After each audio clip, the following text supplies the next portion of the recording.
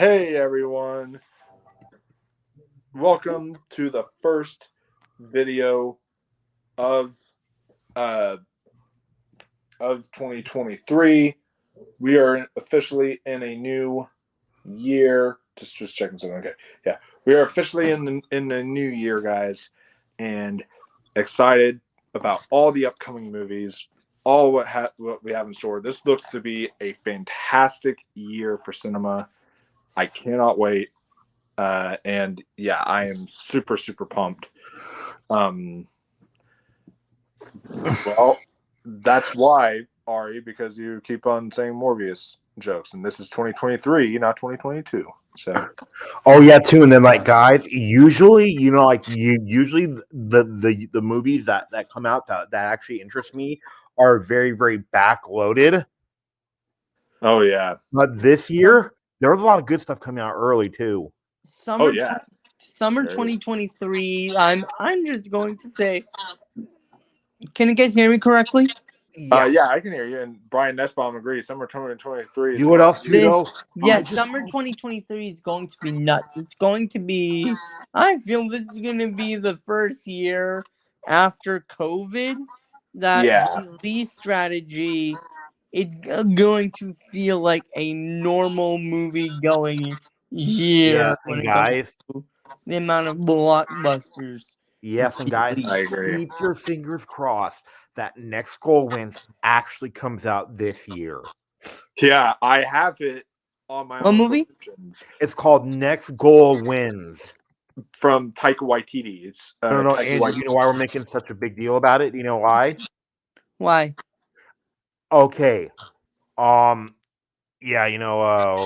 okay, it was announced in 2019, right? In November 2019, okay, it was and it was supposed to come out in 2021, and then it was supposed to come in 2022, and then 2023. Yeah, so it's been getting pushed back, and that's one thing with a lot of these movies that are coming out this year supposedly. Some of the ones on our lists and in our honorable mentions will probably won't make their release dates. Like there's going to be a couple that might get pushed back. So just know that this is what our most anticipated is right now, but it could change. Like I was looking at my 2022 list, and Killers of the Flower Moon was on that list. You know what else too though? I bet you that if the movie's a success, Next Goal Wins. Do what people are gonna ask for? What? Release the hammer cut. Oh my god, no. No. They'd be asking for a Ted Lasso movie. Yeah, it's like Ted Lasso the movie from what I'm from. Yeah, but Andrew, though, the hammer cut is because the movie was done, but then they literally had to almost reshoot the whole movie. I heard because of Armie Hammer. Yeah, because he was like the lead of the film, and that's why it's been delayed for so long. So fingers crossed it does release this year, but yeah, basically what we're gonna do, guys, we're gonna they've been doing the same thing. Remember Legally Blonde 3? Oh yeah, Reese Witherspoon and everybody have been talking about that since for the past few years, and they're saying this year is going to be the year, and I'm starting to wonder, is it going to really happen? Well, one of the films on this list, the one right down below over here, for the longest time, I didn't believe was actually a real film. Indy 5, because it just kept getting delayed and delayed and delayed and delayed. Kind of like somebody on the John Campea show with a certain movie starring Ezra Miller. Yeah, same thing. It's like the same thing with The Flash. It's like that keeps on getting delayed, and then all this drama keeps happening. It's like, and just like Avatar, as you're gonna get released. Yeah, so yes, and eventually it worked for Avatar. So who knows? Eventually we might get these movies. May or may not come out. Hey, guys, I'm gonna talk about one in March coming up. It's gonna be a fun day, March 17th. Well, we can start off with our top 10 If Yeah. you want to go first, Ross, you can. I don't really have a top 10, but like I'll just point out ones that I'm looking forward to. I didn't have time to make a list. Sorry about that. I just got busy. Yeah, well, that's fine. Just give us like 10 films that you're most excited about. Okay, yeah, Doesn't yeah. have to be it, but do y'all want to do it like talking about one, and then just we go bouncing off of each other? yeah, that's Yes. good. Like we did Yes, best. yes, it feels like that would be the easiest way of doing it, so it makes it more fun and interactive and everything. Yeah. Yeah. Okay. And I do have some honorable mentions for later. Yeah. Oh, Yeah, well. First off, yeah, I guess you can mention. So just have the 10 films. It doesn't have to be in any order, but 10 films you're most looking forward to. And then if you want to mention a few honorable mentions, Ross, beforehand, you can mention, okay. you can mention some of your honorable mentions now and get those out of the way, and then. Okay. So can I mention some of them? Sure. Oh yeah, sure, of course. Okay. Ant-Man Quantumanium got bumped down to an honorable mention. Visually, that looks spectacular, and I'm very excited to see where this leads in Phase 5. I'll be seeing it first or second week. I may have a conflict keeping me from seeing it the first weekend, but I'm going to try to see it that first weekend. But I'm definitely going to see it, and then the Greta Gerwig Barbie movie looks like it could be good if I can only find someone to see that movie with me now. And then is Dude, if I lived near you, I would see it with you in a heartbeat. Me too, Andrew, and I'm being serious. Yeah. yes, yeah.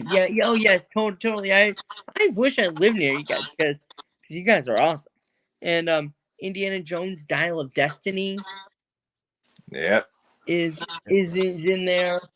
Controversial that this is not my top 10, but Oppenheimer is in there. I've the new Scream movie is on there. Kareem. Manhattan. There's this movie called Paint. It looks like a comedy, and I think it's about I think it has something to do with Bob Ross. Oh, that excites me. Yeah, I me love too. Bob Ross. I saw, and it's a comedy. Now I could be wrong, but the picture was clearly Bob Ross. So I'm like, I think this is a Bob Ross style comedy painting movie. Hold on, let me look at my list for a minute. Asteroid Yes, City. it is. Asteroid Wait. the City. The cast looks insane for that movie. Oh, yeah. The Little Mermaid. The live action one with Hailey Bailey. Dungeons and Dragons Honor Amongst Thieves, that looks hilariously awesome. And Strays, then he Age, Rebel Moon, The Old Way, The Trop, Sharper, all of these movies and more are on my list of movies that didn't quite make the list. Oh, and the Marvels as well.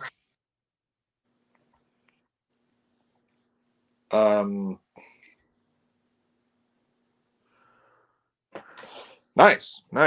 Yeah, that's a great lineup of honorable mentions. For me, some of my honorable mentions I have are I just am trying to look at my list. That's why I was on my phone here, so I can look at my most anticipated list here. No, not. I don't want that. I want Letterboxd. Okay.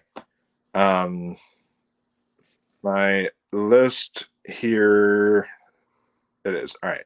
So, so my honorable mentions is Cocaine Bear. That did not make my top 10, but I am very excited for Me Cocaine. too. Saw the trailer for that. That looks great. And it's a true story. I know, that's what's insane. I cannot wait for Cocaine Bear, and it's gonna, and I think it's also what's his Ray Liotta's like last movie too, which is sad but exciting. Napoleon. Now this almost made my top 10, this is the new Ridley Scott film coming out in 2023, with starring Joaquin Phoenix, Vanessa Kirby, and those are like the two main cast members. But you get those two in there plus Ridley Scott, I'm pretty sold. So Napoleon, and obviously it's about Napoleon's origin and everything. So that's really cool. And then Missing, I watched for the first time this year, actually, Searching with John Cho, or last year. Last year. Yeah, I forget we're in a new film here. Last year with John Cho, and and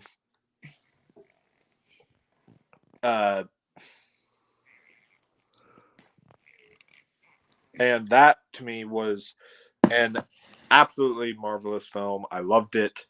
One of the most suspenseful films I've ever seen. A lot of heartfelt moments in there. So Missing is like a sequel, even though it's a different story and it's from a different director. Missing is one I'm very excited about. So I'm hoping that one is really great. Barbie, of course, as we mentioned. Guardians of the Galaxy, Volume 3, that trailer. That may be on my list. I have a sold me. Really special spot for the Guardians of the Galaxy movies. Yeah, I have a very special. They are my favorite group of Marvel superheroes that we have, so in the MCU. So I am not ready to say goodbye to them. It's going to be an emotional time, but I am excited. So I have that in my honorable mention. Of course, it wouldn't be my channel without mentioning Scream. That's in my honorable mention. Scream. Hopefully, it's actually the true Manhattan horror movie. Yeah. Because like in Jason Takes Manhattan, Andrew, he's maybe in Manhattan for the last like 5 minutes. Yeah. Judging by the trailer, I think the movie's gonna take place. The majority of the movie will take place in Manhattan. Because Andrew, like the majority of the Jason one though, takes place inside the inside of the ferry. Sorry about that. All right. What? Yeah. Inside of what? It takes inside a ferry. It takes place inside of a boat, pretty much. It's your face, Mike. So they make a movie called Jason Takes Manhattan, and they make the movie. Yeah, it's gonna take place in a boat. Yep, Sounds literally. like SNL comedy skit, honestly. Yeah. It's not a good movie anyway either. But my next honorable mentions I want to mention real quick are Renfield, Nicolas Cage as Dracula. I'm sold. What else can you say? I'm sold for that. If it comes out this year, then Maestro is in my orange movie, is in my honorable mentions. Because very excited for that one. Infinity Pool, a new Neon film I just watched recently, or I've seen the trailer for recently. Was really sold by that. That's really good. And then as we mentioned, Next Goal Wins. Indiana Jones: Dial of Destiny. That's really good. Really good. That looks really good. Across the Spider-Verse is an honorable mention. Comes out on my birthday. Yep. That looks really good. I'm excited for that too. Comes out on my birthday. Can't wait. Oh yeah. And then the last honorable mention I want to mention is A Knock at the Cabin. I am kind of looking forward to that from M. Night Shyamalan. So hoping that's one of his better films. And with that said, Ross, what are just some honorable mentions for you? Okay, this one you guys, I'm surprised, have not talked about yet. Which one? 65. I'll be talking about that. I will be. That is on my list. Yes, and then Michael sent me the trailer for it, and I was sold. Oh yeah. And then like Renfield again, like Napoleon, and then like plus like I'm actually I'm not it actually has an actor. I just looked up the cast for Napoleon that should have been a way bigger star, but he never was. Did you ever see the movie Chaplin? Right? Yeah. The guy that played his brother. Oh yeah. Wasn't he? He was amazing in Chaplin, wasn't he? He was great. Okay, yeah, but and then like Scream 6. Oh, I cannot wait those because like it's gonna like one movie I think could actually have some Oscar things for best makeup competing with Maestro, which Maestro will be on my top 10, but it's called Golda. Oh yeah, I've seen the pictures of Golda. It looks really good. Andrew, do you know who Helen Mirren is, right?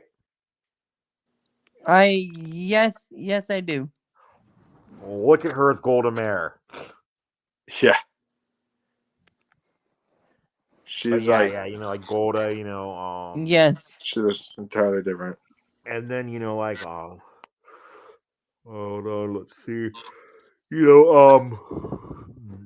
okay, The Little Mermaid's actually an honorable mention for me. Oh no, yeah. I don't know what it is. I can't get excited about that. I'm just kind of fatigued of these Disney live action remakes, but I'm hoping it's good. Fingers crossed. And then like Insidious 5. Oh yeah. That one. And then like The Haunted Mansion in August is an honorable mention if it comes out. Nice. Next Goal Wins, of course. Oh yeah. No, wait, that'll be on there. Dune Part 2. Oh, that would definitely be on my list. Yeah, Wonka. And then the Wonka. Color Purple musical. Yeah, Wonka. I'm excited about the new. But they should have gotten the guy from The Bear.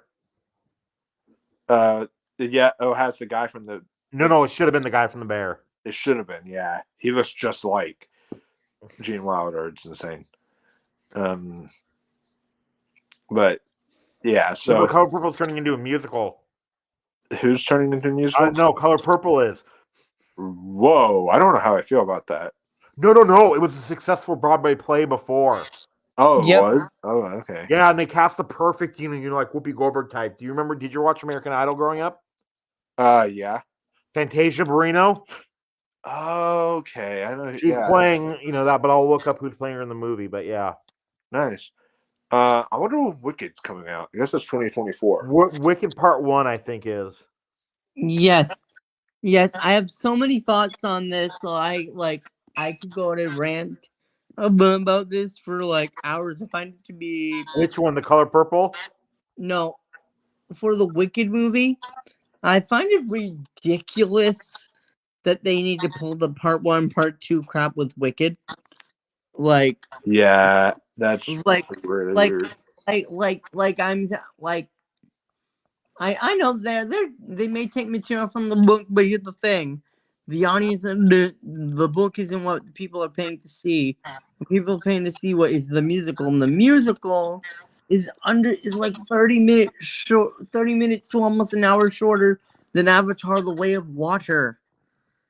It's like an hour shorter than Avatar: The Way, like 50 minutes shorter than Avatar: The Way of Water, for heaven's sakes. Like, you could make a 2.5-hour Wicked movie. You can make The Batman that's almost 3 hours long, Avatar that's over 3 hours long. Then you can make this for 2.5 hours. Oh yeah, too. But Jeff Goldblum is playing the wizard. I mean, that's perfect. But the casting though for the Color Purple musical is perfect though. Yes. Yeah, Fantasia Barrino. Uh-huh. Coleman Domingo, as the Danny Glover part. Yeah. Taraji P. Henson as Suge. Oh yeah. Corey Hawkins as his son. Nice. And then you remember the Oprah Winfrey part? Danielle Brooks is playing her. You know who she is? Who? Peacemaker. Okay, I know who. Yeah, I know who you're talking about. Yeah, that's perfect casting, right? That is. That's really. But yeah. All right, so with all that said, we can start off with Andrew. Can I address one of the comments that I saw? Yeah.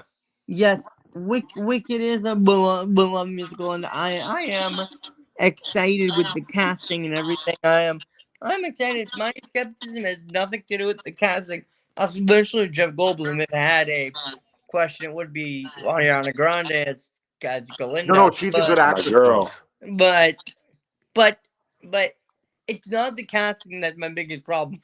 The biggest problem to me is why do you need to break it into two parts? It's not like Harry Potter, where the last book was almost 1,000 pages, and they're like, hey, you need to condense this into one movie. You can't really do that. That's very hard. Wicked, the musical runs like 2 hours, 2.5 hours, maybe 2 hours, 45 minutes with a 15-minute intermission. You could easily make a 2 hour and 40-minute, 2 hour 30, 2 hour and 45-minute Wicked movie. Easily. Yeah. I agree. I don't think they need to do the part. I think part 1, part 2, everything was doing that. Even like the last 2 Fast and Furious movies are doing part 1 and did part not. 2. Oh yeah, two and plus it's two, and like- people Yeah. think like that the Harry Potter movies were the first to do that. They really weren't. Do you know what it was? Twilight.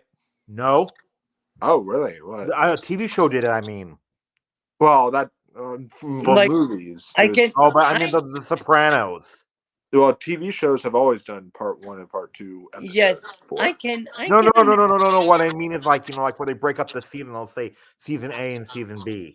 Oh yeah, I Yeah, can. kind of the I can same thing, right? understand.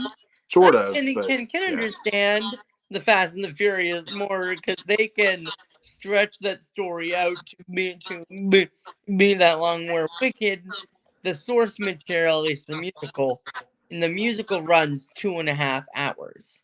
Now, Sure. if there was no musical, I would completely agree, and I'd be like, "Hey, they could easily stretch themselves," but I'm like, the movie, the source material is under 3 hours, so you really don't need 2 parts. Yeah, I agree. Also, you well, blocked somebody. I saw, Mike. I blossomed what? You blocked somebody on there. I saw. Yeah, I did. I blocked one of the bots. We had one of our bots That means we made it. chat. Oh, wow. A bunch of my friends get those bots in there and everything. And I'm hoping to be on this channel more often in the new year. Oh, you will. Because I love talking movies with you all. I do too. Andrew, I was just watching a really good movie today. It's called Dead Man Walking. Ooh, I'll check that out. I was watching one of my favorite movies today. I was watching The Wolf of Wall Street. Such a good movie. But anyways, Andrew, what is your number 10? Okay, my number 10 is 2 movies. It is 2 comedies, 2 romantic style comedies coming on the same day. One on Netflix and the other on Amazon Prime Video. On Amazon Prime Video, we're getting Shotgun Wedding with Jennifer Lopez, and Josh Duhamel. And it's basically about this couple getting married and terrorists attack. So the bride and the groom have to stop the terrorists. And as I'm watching this show, I'm like, this could be fun. This honestly could be a hell of a lot of fun. And the story really isn't your cliche romantic comedy, which I kind of enjoy. I kind of enjoy that twist of like the bride and the groom having to stop terrorists at their own wedding, in that this for one is not a seriously taken like Liam Neeson style movie. This is an all out comedy. So I am really excited for that. Then Netflix is providing us a treat with the movie You People.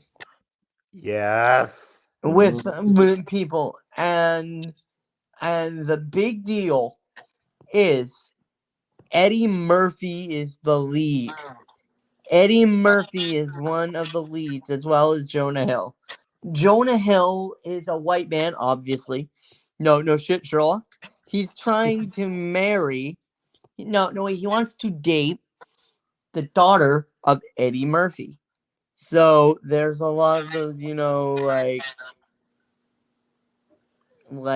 like awkward tension about the white guy trying to get into the black family, And I honestly feel that even if this movie is bad, Eddie Murphy can kind of at least give us some sort of joy with this movie. Like say what you will about Coming to America 2, but it would have been a hell of a lot worse if Eddie Murphy was not in it. Oh, yeah, you're True. right. You're right. Yeah, Like but, he has somewhat of an ability to make something bad somewhat okay. Like, okay, hey, Yeah. Eddie gave us a few laughs, and I'm really hoping this gives us some laughs. It wouldn't be higher up on my list. The only problem with you people is we literally only have one trailer, and the trailer is literally only one scene. So for all that we know, that could be the funny scene in the movie. Yeah, The but one like funny scene sometimes in the though, whole movie. True. sometimes though, like if a movie makes me crack up once, then I'll usually like give it a pass, because like if an unfunny movie, it's just unfunny. But if it has like one funny moment, like that Adam Sandler movie and Chris Rock movie, which kind of dealt with the same thing called The Week of. Oh yeah. There Yeah. was that one funny scene, and do you remember which one it was? Which one? Where Chris Rock says, like, my cousins are coming to town, so make them feel welcome. So then, like, Adam Sandler, like, invites these two black guys to come into their house, and they go, like, who are you? And then they stay for the whole wedding. And Wow.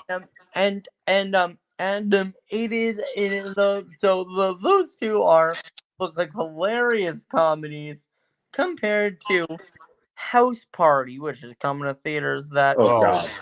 I God. think looks painful.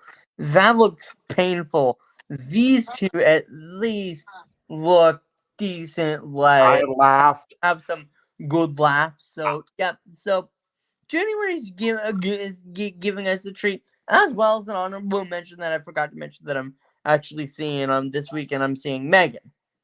Oh, Yeah. yes, like, just to let you know, though, there is one part in the trailer that did make me laugh during House Party, and it's the only thing I've seen. What? When they see the LeBron like holograph and then they're like, he said the decision to leave Miami was perfect. Hey, Aiden, what's And the guy up? goes, Hello, that's the only thing that Aiden. made me laugh. Yeah. But the rest of it, no. Yeah, but no, those two I am really excited about, and I'm hoping that they're good. I'm holding out hope, but I'm definitely going to check those out in January. They don't need to even be great. Even if they're passable, if they're passable, and like if we've got two somewhat decent comedies in January, that would be in January, like hitting the gold mine, Oh, Yeah, yeah, for okay. sure. And then there's like a few in January too that I know that this one doesn't technically count, but I'm gonna put it on there Which because it one? looks so much fun. Is Shin Ultraman? Oh, okay. Yeah, I Fathom Events. You've seen the trailer for it, right? I know of it. I haven't seen the trailer. Oh, yet. you got to see it, and then and of course like Megan, and then Plane, Yeah. and then and then like when you finish Plane, saving the world. Plane to me looks Yeah. That's a And then but there is one though that does not. I would have put Alice Darling, but that's already coming out. That's already out. So yeah. Plane to me just looks okay. It looks like if I gonna drop it off at the theater and And then also and talking about a January release, it's it was probably going to suck because watching the trailer, I said this looks like it could end up being extremely generic. However, that one trailer I sent to you, Ross, called Fear, I thought that looked actually kind of creepy. Like it kind of got under my skin. So that's too, and I'm gonna say something about February that'll be my only dishonorable mention of the year, and I'm being serious. so yeah. so You guys know what it is, probably. Oh yeah. yeah Oh, yes, and I'm answering somebody that just put something in the chat. I am 100%. I already have plans with Megan with with someone either on Nice. Friday or Saturday. I have plans to see Megan, and Okay, Malignant was good. Yeah, Malignant was awesome, so that gets me more hyped. I am definitely seeing Megan like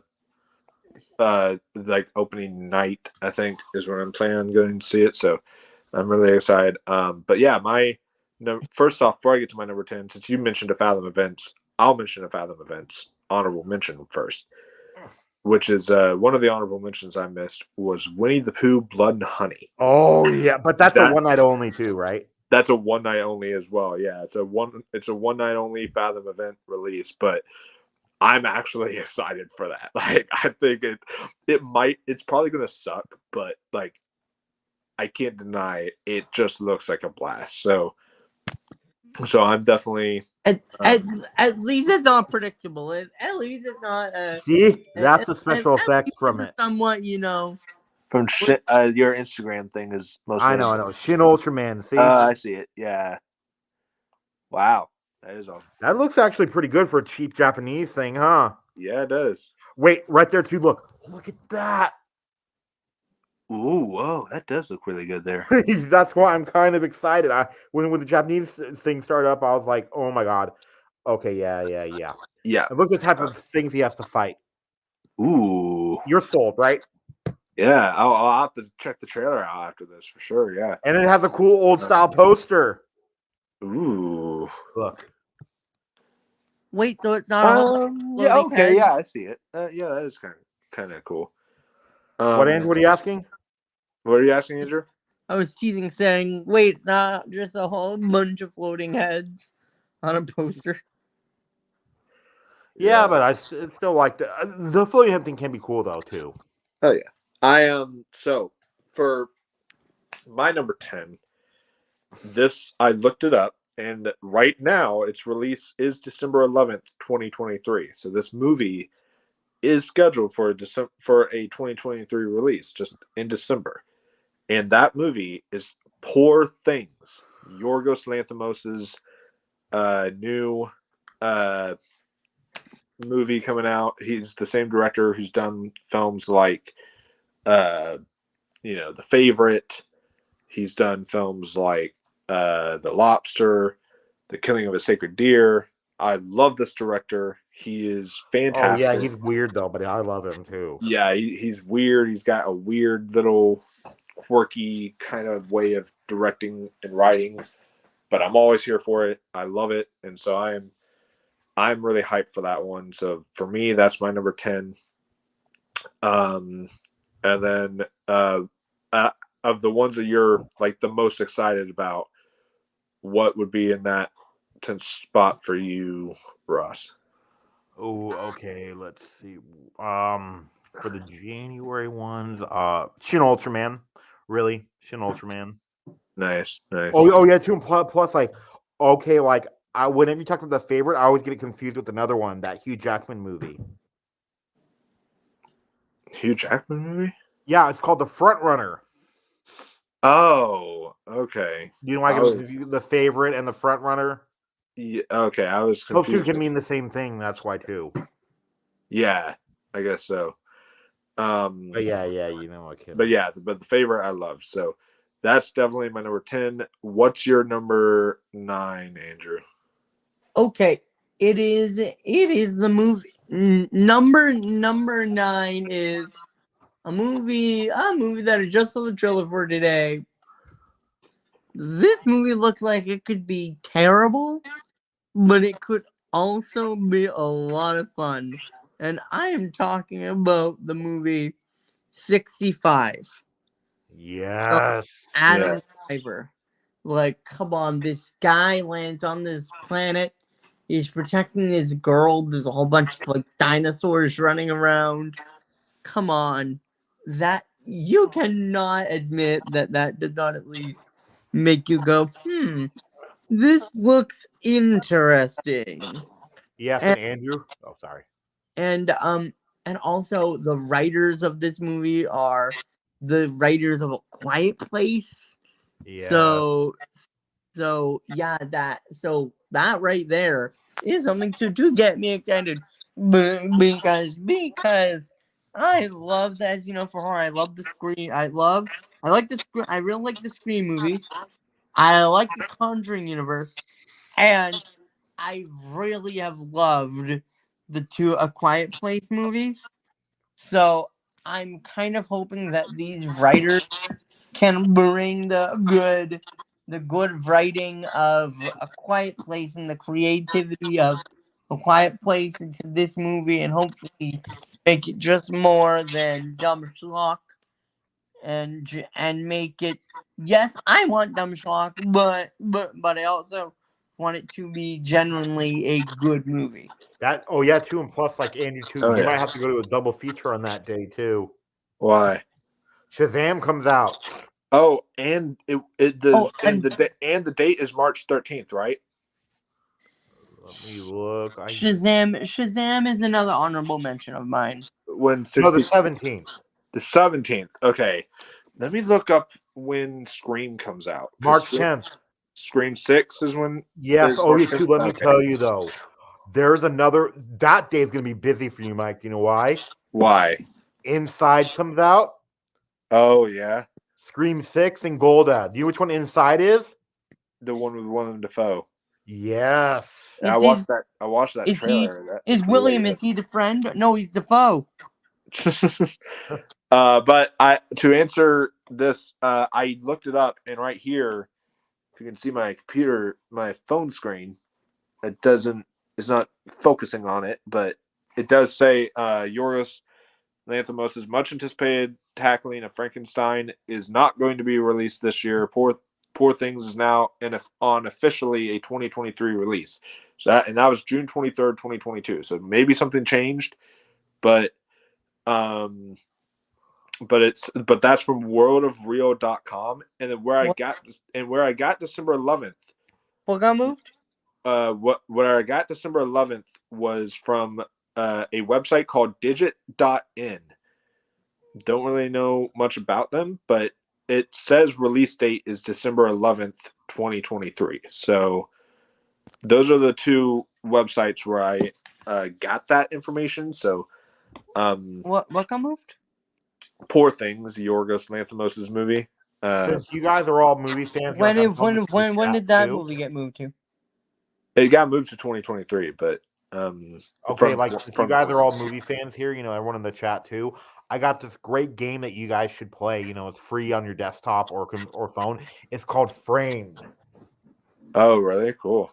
And then like every single day, you know, like there's a new one, but you have 6 guesses to guess what movie it is based on a picture, you know, and each one it gets easier and easier, you know, each guess. Oh yeah, I've played stuff like that before, like on phone apps and stuff. Those are kind of fun. That honestly sounds like fun. Aiden says 65 has Sam Raimi producing it. Great lead with Adam Driver and the creators of Quiet Place, and directed Haunt, a favorite in horror movie circles. That is a really good one. So yeah, I need to watch Haunt. Then I'll give Haunt a try. So 65 is one that looks to me like it could be a blast. It's either going to be really stupid or really much blast. A blast. It reminds me of something that Michael, when we eventually get back to doing our worst of 2022 movies. yeah. It sounds like something. It could be. I'm just hoping that it's not another Moonfall. True. I don't think so. It's because, you know, like it's got Adam Driver in it. Yes. Yeah. Yes. Good point. I'm just hoping that it doesn't take itself. That I want it to take itself seriously, but I still don't want it to take itself too seriously with a ridiculous concept. I wanted to walk that line of, okay, let's be somewhat serious, but also give the audience what they want with people with guns versus dinosaurs. True. That's a good. And then at least if it's really bad, though, the score will be really good though. Yeah. Because who's composing it? Danny Elfman. Ooh, yeah, that'll be good. Then that means that we at least know the music is gonna Oh yeah. So I think it's gonna. And it looked good. I think it's gonna surprise. I think it is. Yeah, me too. It looks. I think it looks like like it looks better than It looks like the Meg. best Jurassic Park movie that we've had in a long time. Yes. I Yes. even though I didn't hate Dominion. I didn't hate it, but I didn't really like it either. So, but for me, my number 9 is going to be one that was titled. I do like the original title better, to be honest with you. But this one was titled. Let's see. Disappointment Boulevard, and is now titled Bao is Afraid, with Joaquin Phoenix. He's my favorite actor. I'm super, super pumped for this. I can't wait. Ari Aster, who directed Hereditary and Midsommar, both of those are fantastic movies, and I am just so looking forward to this. It is confirmed to be in 2023. We just don't know what day yet, or what month, but it is confirmed for a 2023 release. It got pushed back from 2022, but I'm extremely looking forward to it. A24 is also producing it, just like they produced the last 2 Ari Aster films. So you get Ari Aster, Joaquin Phoenix, A24. I mean, I'm sold already. And then it's apparently described as a zonky nightmare comedy, and it's got Joaquin Phoenix, Parker Posey, Amy Ryan, Nathan Lane, Nathan Lane. Richard Kind is in there. So yeah, it's got a great cast. So. I'm interested. You sold me. Yeah. But have you heard about the runtime of this movie? Yeah, the runtime of the film is like 3.5 or like 4 hours long or something like that. I'm excited then. Here's my question for you. Here's what I'm curious about. Is this after editing, or is this like Avatar, where they said, "Hey, James Cameron released a 9-hour cut"? Yeah, but we all know that Disney is going to go in there and slice and cut and slice and cut. So yeah. Is it? Is it going to be really 4 hours long? Yeah, I don't know if any studio yet for a theatrical release. The Snyder Cut was a streaming release where people could pause it, they could go use the restroom. But for like a actual theatrical released film, I don't know if any studio would allow a 4-hour cut to be in theaters yet. I think Avatar. I think Avatar is the closest thing to a long movie that a studio would feel safe with right now, because no. Remember, they released Babylon. Yeah, that's true. But that's slightly shorter. 3 hours. 3 hours, yes. I think 3 hours is doable. Babylon was slightly shorter by like 5 minutes. But really, oh yeah, it was 3 hours, but it was like 3 hours and 9. No, it was only by a few, because Babylon was 3 hours and like 8 minutes, and then or 3 hours and 9 minutes, while Avatar was like 3 hours and 12. So Avatar was technically longer. It was technically, but again, at the end of the day, I bet you Avatar had more credits. Yeah, I'm looking forward to Bao is Afraid. I hope it's 4 hours. I would love that. If not, then I expect them to release a director's cut, like they directed a Midsommar, a 3-hour Midsommar director's cut. I still haven't seen that yet. It's the 3-hour. You think y'all enjoy it? Really good. Yeah. I think you will. Are you talking about Midsommar in general, or are you talking about just in general? Oh, yeah. Yeah, I think you will really enjoy it. I need to watch Midsommar. I'll give that a shot. Did you ever see Hereditary, Andrew? I've seen some of it, but I'll have to rewatch it. I have to rewatch it. I have some movies I want to watch this year, some more of, and I'll put A24 on my list. There's Yeah. a mean joke though about the movie Hereditary, though. What? Do you know why it's called that? Why? Her had a tree. Oh my god, that is so bad. Okay, well, Ross, what's next for February? Okay, What you got? I'm actually, like I mean, like like I would put, like I'm gonna talk about. I like to talk about movies. Like people are not really talking about. That I'm excited for, and then like it is actually Chevalier. I'm pumped for that. Yeah, that looks to be really, really good. It looks almost like the Cyrano of this year. Yeah, and it has the guy from Cyrano. Yeah, it does. Do you want to know though what my What only movie? dishonorable mention is? What movie? Called Chevalier. Oh, that's on my list. Yeah, 80 for Brady. That's a Oh. dishonorable mention. Yeah, that looks horrible. I really have no interest in that. That's like a movie that I would either wait for streaming or like if I was at the theater and I have Regal Unlimited and it was playing, I'd be like, you know what, screw it, I'll give it a shot, Yeah, But but I'm not gonna see it. but I would not pay my hard-earned money to see 80 for Brady. Well, I mean, I've got Regal Unlimited, so I'm not paying. Yes, I'd only be yes. paying for gas to get there, and even That's- then, I don't think I want. that's the only reason I would ever see 80 for Brady. Yeah. Cause I don't have to pay for a ticket. Yeah, exactly. Oh yeah, too. In March though, there's a movie coming out that 3 movies coming out that look really good too in March. Wait till we get on to our next thing to talk about. Okay, no, I meant to, but none of them are on my list though either. Oh, okay. Champions, Yeah. John Wick Chapter 4, Oh, that's definitely on my list. and Ooh. then like A Good Person. Ooh, Ooh, interesting. another Yeah, I've never heard of that. good one for me. Another good one for me. That's on my honorable mention. John Wick. Oh yeah, too. Like in Chevalier though comes out on the same day as Mario. Ooh, whoa, jeez, February stacked. Jeez, I mean, earlier we just talked about No, April. Oh, I thought you said Chevalier was in February. Oh no, I meant though. Sorry, Chevalier was my number 9. Oh, okay. Never mind.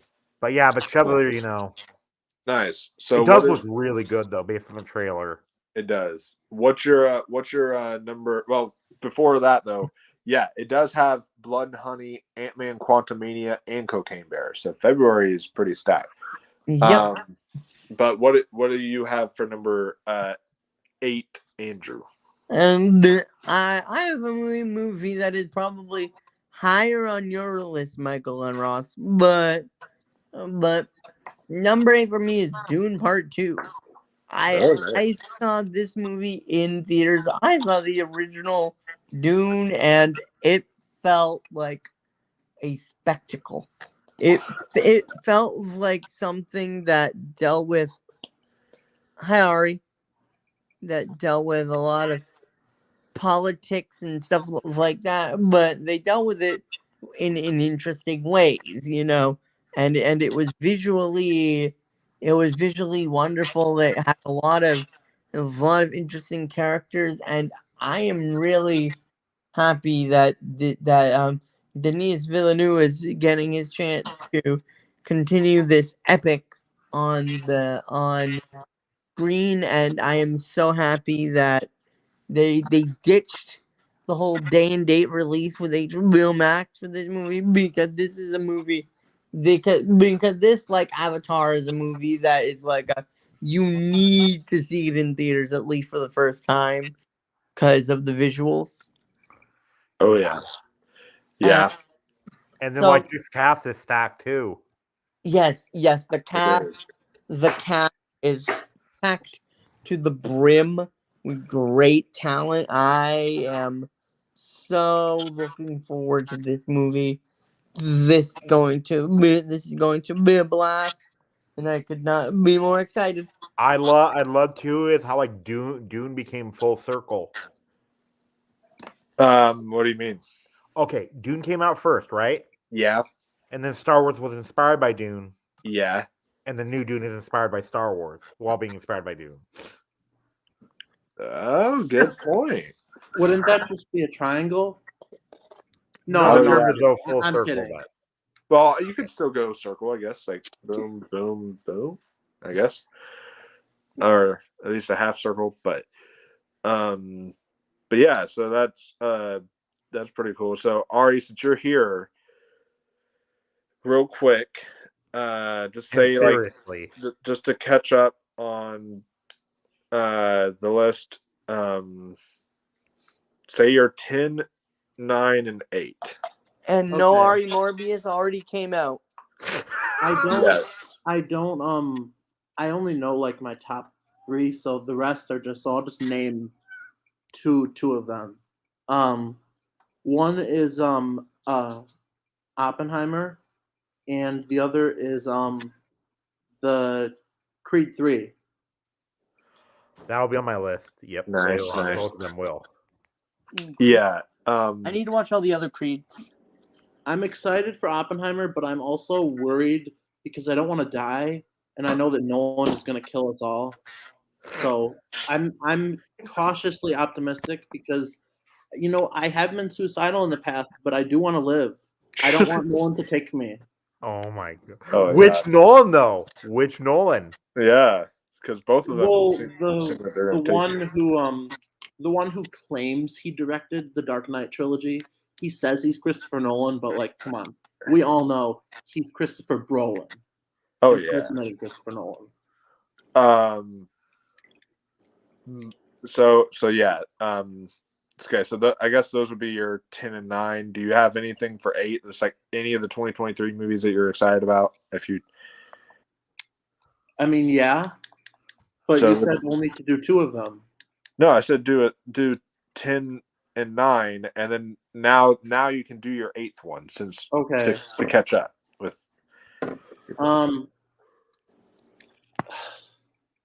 I'm just actually I think Oppenheimer is going to be in the top 5. Let me replace that with a Scream. What is it? 6? Scream 6, yeah. 6. Did you see the poster they released today? Not today, but I saw the one that they released with him on the train, and it's like No. Ghostface That poster is a piece of shit compared to this. It's the New York subway map, but it's in the shape of Ghostface. Oh, I've seen that today. Oh, and they're like, did you hear about there's a theory Dude, that's about awesome. that? Hold They're on, just bringing up that stupid theory. I was. I got because like that makes me think this is gonna be an entirely different movie because every poster has looked the same for Scream, and now like these posters look different from like every other poster. Going to be. I think people are putting their expectations too crazy. People are expecting Ghostface to run around Times Square. I think the whole movie is going to be in the subways. No, because of what the girl said though too. What did she say? Okay, like in this interview, I think with Pear or someone, I forget. Like she says, like imagine this. She said, like it's gonna come in on society. Imagine like somebody like running through Central Park, screaming and crying after being stabbed, and nobody does a thing. Oh, Ooh.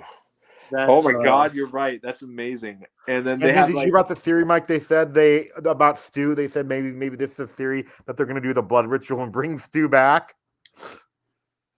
Really? Oh God, I would hate that. Well, no, the killer is going to be Stu's twin brother. If they bring back Stu, then that's going to be so. They would be pulling a Fonzie from Happy Days, Hey, jumping the shark. There's a lot of Easter eggs on this poster. Oh my God! Can you send it to me, Michael? I'm very excited to see it. Can you send it to me? Yeah, I'll send it to you. There's a lot of franchise Easter eggs on that poster. That's really cool. Because it's on my honorable mentions. I'm excited as hell. Scream 6, one of my favorite franchises for horror. Oh, Mike, they're back. The bots are back again. Oh boy. If But we get so a final trailer- what's the other one that you have on your list? Sorry. It was a 10 and 9 were Scream 6, and Creed 3. Cabin 9. What was that? I said Scream 10 and 6 9. and Creed Oh 3. yes. Oh, okay, but then what is your number 8? Fuck. And they can't be auto either. We decided that was a rule. There can't be what? A Man Auto. Called Otto. Oh Even yeah. though that does look I good. know. And Broker is 2022. I looked on IMDb. Yeah, Brokers 2022. I'm seeing it tomorrow. Nice. It's really good. Fuck. I'm gonna say Indiana Jones for number. Nice. 8. Yeah. When I was looking at the movies for this year, it's not the most exciting. Like last year was like there was so much. It's exciting, but there's not like a ton. I'm Yeah. hoping I'm hoping that more stuff is hidden is hidden and like there's some stuff that we haven't even seen the trailer to, like for example, I had no idea about You People even existing until a few Wait, about what? The movie You People. Yeah, What's on that? Netflix. It's like it's a new Jonah Hill and Eddie Murphy comedy that's coming out. What's up with that Adam Sandler outer space movie? It was supposed to come out 2022. Is that coming out this year? I don't know, but Leo with Books writes his top 10. He says Barbie, 10, 9 is Ant-Man, 8 Indiana, 7 Atomic Blonde. Atomic Blonde. I'm trying to. If Is they there- were doing a sequel to that, I would just be like, I'll watch it, but I'm not excited. Interesting. John Wick 4, and then Skin. Marink. Anyone who doesn't have Barbie on their list is immediately like, I lose all respect. Furiosa, and then Oppenheimer, Doom Part 2, and then number 1 is Aristotle. And What even is that? Dante Discover the Secrets of the Universe. Have never heard of that. So interesting. I am Barbie is in my honorable mentions. I just need Same. somebody to see that movie Oh with. God, Nolan. Wow. Yeah, You guys are real men. You no, guys listen, are you invite true Ari, beta but not males. me. I mean, I don't have a top 10 list, but that's besides the point. I'm the only true beta male if you guys don't have it on your list. Yes, you are. It'll be way higher in my list. Yeah. Did you see someone posted a picture of 5 buff masculine dudes and says 5 tickets for Barbie, please? Did you say It's on yeah, some honorable mentions list, so Andrew- I did give it the love that it deserves. Andrew said his number 8, so my number 8. Oh, I haven't said mine yet though. Oh yeah, what's yours? My number 8 is I was just looking up. It's called Disney's Wish. That is on my list. Because like, do you guys know what it's about though? What?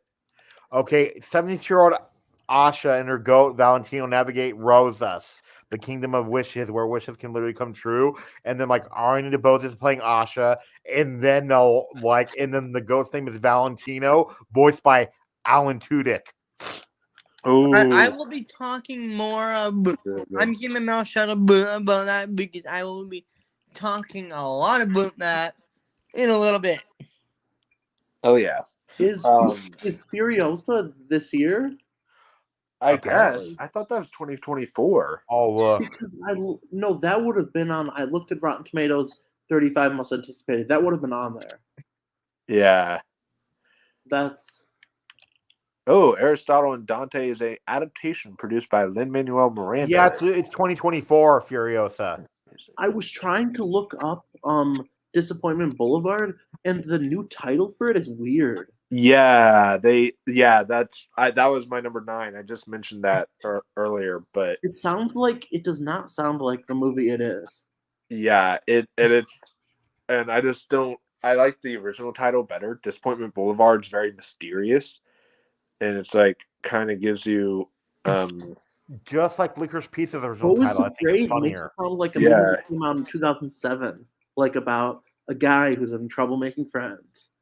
Yeah, because RE2 the why Yeah. Licorice Pizza's original title was way funnier.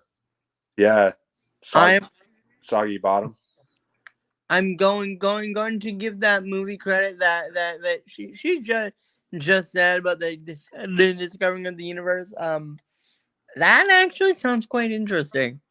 Yeah, he says it is adapted novel that I consider the greatest gay love story that's ever been written so far. Interesting. I'm Oh yeah, too. I'm Like excited. supposed to come out in 2023. Furiosa was supposed to come out in 2023, but it got Oh, pushed it was back. supposed to. Okay, nice. So Yeah. was the Quiet Place. version. Wait, what the heck? There's Uh. more than one Only Murders in the Building actor in Disappointment Boulevard. Yeah, there's Nathan Lane. And then Amy Ryan. Yeah, and Amy There's Ryan. like 4 sex education actors in Barbie. She's in Barbie. There's 4 sex education actors in Barbie. Yeah, I knew that. Oh, I knew, wow. I knew about 2. What's the deal with that? Was that on purpose?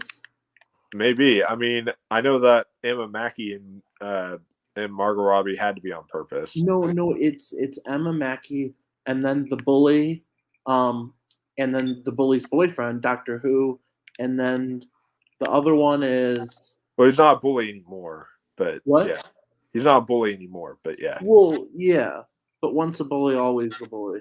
That's what your mom. And said. then like one of the goats that one of the Broadway goats is in Beau is Afraid too. Oh, wow. Patty LuPone is in it. Wow. And the girl who played young Gamora in Avengers is in Barbie. Yeah. So my number 8 is one that Andrew mentioned in his honorable mentions, and that is Asteroid City, directed by Wes Anderson. And I have this on here because I am a big Wes Anderson fan. I love a lot of his stuff, but also the cast. This is the is cast. why it's on my list. It's Margot Robbie, Tom Hanks, Rupert Friend, Maya Hawke, Jeffrey Wright, Scarlett Johansson, Liev Schreiber, Tilda Swinton, Jeff Goldblum, Bryan Cranston, Jason Schwartzman, Willem Dafoe, Steve Carell, Adrian Brody, Tony Revolori, Matt Dillon, Sophia Lillis, and Rita Wilson is in Which there. one is this? Because he has 2 movies coming out this year. Hong Chow, Edward Norton. This is the one with the better. You forgot cast. too though, Hope Davis. Oh yeah, Hope Davis. Is his other movie that's coming out this year on your list? That would be my honorable mentions. This is the one I'm most excited about, just because it has To me, Steve Carell replacing Bill Murray is really just so interesting. It is very interesting to me, especially it's Bill Murray has always worked with Wes Anderson, so that's something that's definitely. He dropped out. He wasn't fired. Oh, he dropped out. Okay. Yeah.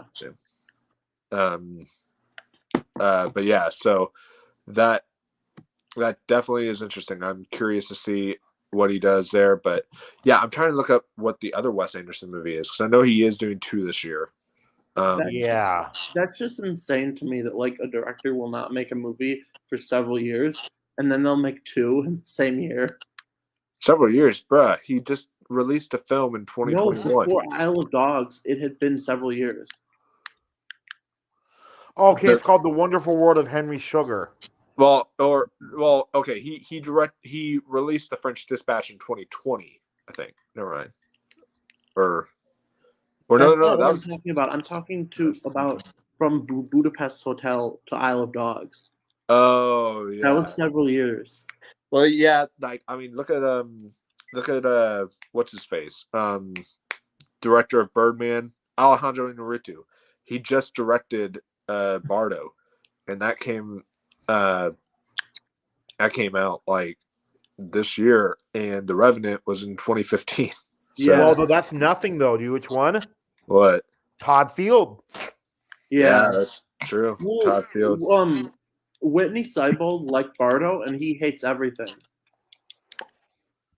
Oh, wow. He said it's really self-indulgent, but it's worth it. The other one he's doing is called The Wonderful Story of Henry Sugar.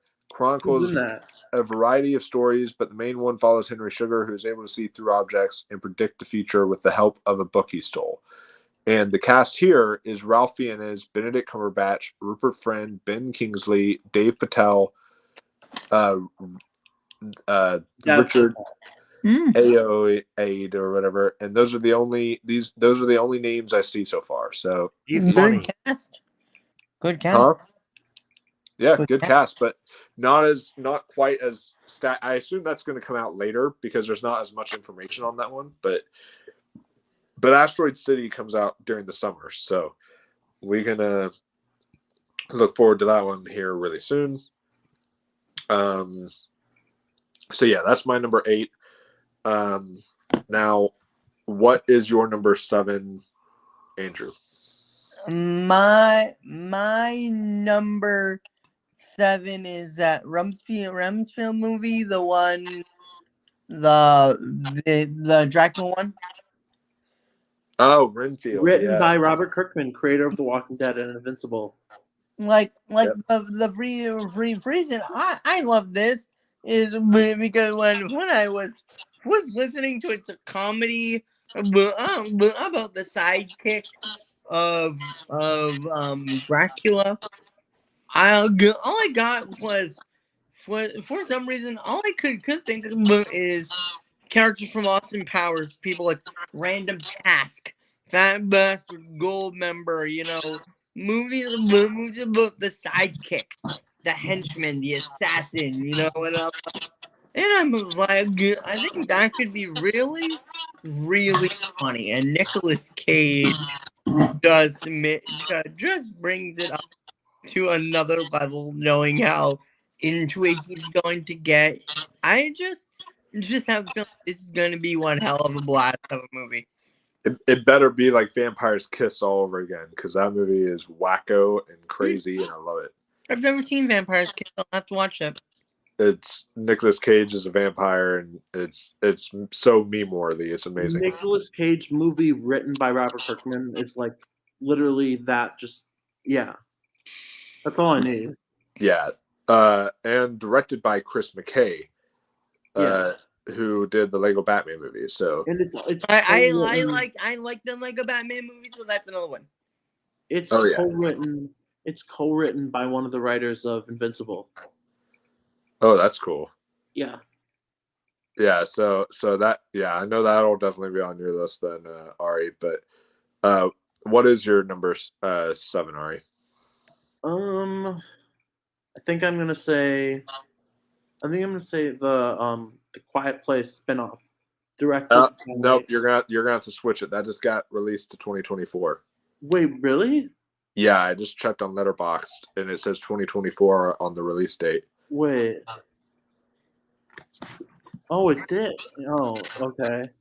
That would have been on my list, sorry. I would have been very, very excited for that next year. Then the next one would be Indiana Jones, probably. Yeah. I thought you just said Indiana Jones for number 8. No, I didn't say it yet. I thought you did, because you had Scream. No, I didn't. You had Scream, and then you had whatever the other one was. Scream and forget what else you mentioned, but then it was Scream, whatever else you mentioned, Creed 3. Creed 3, yeah. It was Scream, Creed 3, and then I said, now say your number 8, and then you said Indiana Jones. No, Disappointment Boulevard. Oh, okay, so that's your number 7? Yeah. Okay, cool. Yeah. So that one or Bao is afraid. If I change my ranking tomorrow, don't say you lied because you said this on the show. This is all like out of the blue. Don't worry, we won't. I know. Even Ross is doing it out of the blue too, so it's fine. Because I'm looking up movies that sound interesting. And if a movie is my number 7, it doesn't mean I'm not excited for it. I know. It's Don't just- worry. We wouldn't. Oh yeah. Trust me. I have movies on my honorable boom mentions list that I am pumped for. Like Like your most favorite movie of the year, Andrew. You know the director of Tenet 2. Yeah. Oh, I can't wait for Tenet 2. No, Andrew hates Tenet. I Yeah. hated that movie. Wait, so I Andrew has hated good that taste? movie. Me and my family always joke about. I have something really important to tell you. Okay, we need to put a lot of fuck music. Okay, now we can talk. The man. I don't remember. I remember no dialogue from that movie. Yeah, literally. Yeah, Yeah. all I It was remember- so. It was. And all it's I like. remember was the music. And I'm someone who, like, I just mentioned I love Yorgos Lanthimos. I just mentioned all that, but like, even I, coming from me, this is saying something. Even I found that movie too pretentious. Like, oh my god. Only My Christopher. problem wasn't it was pretentious. It was just hard to follow, and I never knew when was in the future, when was in the past. That's why I said it's pretentious. Is I felt like Christopher Nolan said, "Oh, you are all dumb fucks," and so let me just make this movie, and it's like only I can understand it. It was like Like- Little Women 2019, how I couldn't tell what it was a flashback, but way worse. Yeah. But Ross, what's your number 7? Okay, my number 7 is Elemental. Oh yeah, that's a good. I love that trailer. Honorable mention. Yeah, Elemental would be an honorable mention of mine. I'm really excited. I am really excited for that one. The only qualm I have with it is it's from the director of The Good Dinosaur, and that's like one of the weaker Pixar films. I never even saw that What one. I like is it looks like no other Disney movie ever. It looks so different from Inside Out. No similarities. And I know I'm going to get some hate for this, but in my opinion, I feel like, I mean, Toy Story 4 was really good, but I feel like we haven't really had a truly amazing Pixar movie since maybe Inside Out or Coco. But And me, Inside Out- Soul. I love Inside Out. yeah, Soul was good, but I didn't love it. me neither. I It was was, so annoyed by Tina Fey's character, and I didn't connect to her at all. and I felt like the film was too comedic. Like, for a film about death, like you should have had a lot of like do what Coco did. Coco found a good way to blend it. Yeah, And- it wasn't. I never even sad saw enough. Turning It Red, wasn't- which I Yeah. think I should. like some movies are too sad. This was like not bleak enough. yeah, and so it's like, I'm like Um, death and sadness shouldn't be so joyful. yeah, exactly. It needed to blend it really well. So what is your number 6 now, Andrew? Wait, what was your number 7? Oh, my number 7. Oh shoot, I almost skipped myself. My number 7. Thank you for reminding me. My number 7, and first off, before I say this, I know I'm going to get a lot of hate for having this film this low. I'm still extremely excited. Like, extremely excited.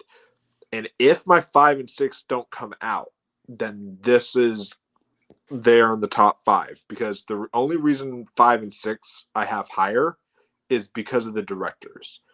And so, but I don't know if 5 and 6 are going to come out for sure this year.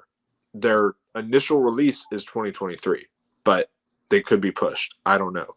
So that's why 5 and 6 are slightly higher. But my number 7 is Mission Impossible Dead Reckoning Part 1. Oh yeah. Ooh, that's higher up for me. I am so looking forward to this film. I absolutely love Mission Impossible Fallout. I thought that movie was one of the best action movies I've seen in like quite some time. This whole franchise, I feel like Mission Impossible now, and Avatar is going to get to this point, I feel, as well. But as of right now, since Mission Impossible has more movies, Mission Impossible, I feel, is truly like the event franchise now. Like the event franchise that people go to the theater and they're like, "What is Tom Cruise gonna do next?" Oh Yes. man, and It's it's like crazy. None of them have made $1 billion. I know, I can't They believe will. I have a I- feeling after Top Gun Maverick, this will. I have a feeling the good nature of the good vibe from Top Gun Maverick will carry into next year, saying, "Oh, what tweet is Tom Cruise gonna have for us this year?" You know. I'm not sure if that will like affect it that much. Like, because Top Gun Maverick's success is it's different from anything else. It's a mixture of so many different things. I think that like all the people who are going to show up, I think it'll do well. But I don't know. I mean, will it make $1 billion if none of them have? maybe, I don't know. It could be. Well, because of word of mouth. You remember how good the last one was, and then combined with Top Gun Maverick's Did word of you see mouth. that Avatar 2 dropped Yes. 0% this last weekend? I know, and dude, Zero. it's gonna kill until February because honestly, February is Ant-Man Quantumania, and so that's gonna be number one when it comes out. But like, it's Avatar is not having any competition until February. That Right. is why I feel like James insane. Cameron said this movie needs to make what $2 billion. Put it here. Yeah, because it's like Megan is not going to beat Avatar. So Distant comes what out if- apparently. I cannot wait. What if it did? It called Distant. Distant? Oh, okay. It stars Anthony Ramos and Naomi Scott, and then Jamie Lannister. Ooh. You mean Nikolai Coster-Waldau? No, oh, sorry, not him. I meant though, Tormund. Tormund? Oh, Tormund. Okay. It says it follows an asteroid miner who, after crash landing on an alien planet, must make his way across harsh terrain, running out of oxygen, hunted by strange creatures to the only other survivor. Ooh, that does sound really good. And then it has, it also has, like you guys know who Anthony Ramos is, right? Oh Yeah. Yeah, and then like also too, Zachary Quinto's in it. Speaking of Anthony Ramos, does anyone have the new Transformers movie on their list? No, but it's excited, almost not but- honorable mention. Yeah. I'm excited, but no, it's not. Yeah. It needs to get good reviews for me to really put it up there. It needs to get good reviews, and if the critics I start don't know, buzzing for and me praising to this have- movie, then I'll say, you know what, maybe this is the one that'll be good. I don't know. For me, to be honest, Michael Bay not directing it, like that's automatically gets me excited. Because is this the same guy who did Bumblebee? No, it's not. Unfortunately, I wish it was. No. But like I after think, Bumblebee, but it's from the same. It's from the same director of Creed 2, though, and I really liked Creed 2. So yeah, I mean, I think it'll be good. I don't know if it'll be Bumblebee good, but well, we'll see. Who knows? It could be better than Bumblebee. Who knows? Bumblebee was an amazing ET remake. We'll have to see. But I as a big Transformers fan, I am hoping that one is really good. But what's your number 6 now, Andrew? My number 6 is Killers of the Flower Moon. Oh, that's definitely higher for me. But Yeah, yeah. me too. Come on, for me, come on. It's like Martin Scorsese and Leonardo DiCaprio back together again. That one needs to go on my list. I'm starting I've started a new series of watching all the Scorsese movies, and giving my thoughts on them. I started watching one today, The Wolf of Wall Street, coming probably, and I love that movie. I saw it in theaters, and I love that movie, But I'm here to talk about that. I'm here to say that I just love the idea that these two are getting back together to make another movie, and it's kind of like an automatic. If these two get together to make a movie, you kind of have to put it at least somewhere on your top 10, at least. Oh yeah. And like they're one of the best working duos of all time. Yeah, though, which one would you rather prefer, though, Scorsese and De Niro or Scorsese and DiCaprio? Oh God. That's tough because De Yeah, Niro. but, like, do you know who I thought should have done more together was Scorsese and Cage. oh yeah, that would have been. Did that you would've see been great. Bring Out the Dead yet? Not yet. I still need. Jordan liked it, right? I'm going to see like a bunch of Scorsese films before Killers of the Flower Moon. Did but- you did Jordan like it, right? Yeah, he did. He did My really. my next movie, but once I finish The Wolf of Wall Street, will probably be The Aviator. That's a really good one too. And I- you should see I really The like King it. of Comedy. Yeah, I think you'd like that one, Andrew. And then I think you'd also like Goodfellas. I And like. then I don't know like, if you like Taxi Driver. That might be a little I bit like. too mean. I'm willing to give at everything he does. I'll try. You know. You would. And, Oh what my I God, like Andrew, about you would Wolf of Wall Street. I don't know. love After Hours. I think you would love After Hours. Like you would. I'll see all these movies when they come and play in 4DX Oh my God. and Don't and trust- 3D don't glasses. trust 3D. Okay, that every one man was in the actually world. Can good. you Every imagine man in the world John? doing all the nudity and The Wolf of Wall Street. Can you imagine John Dielman in 4DX with 3D glasses?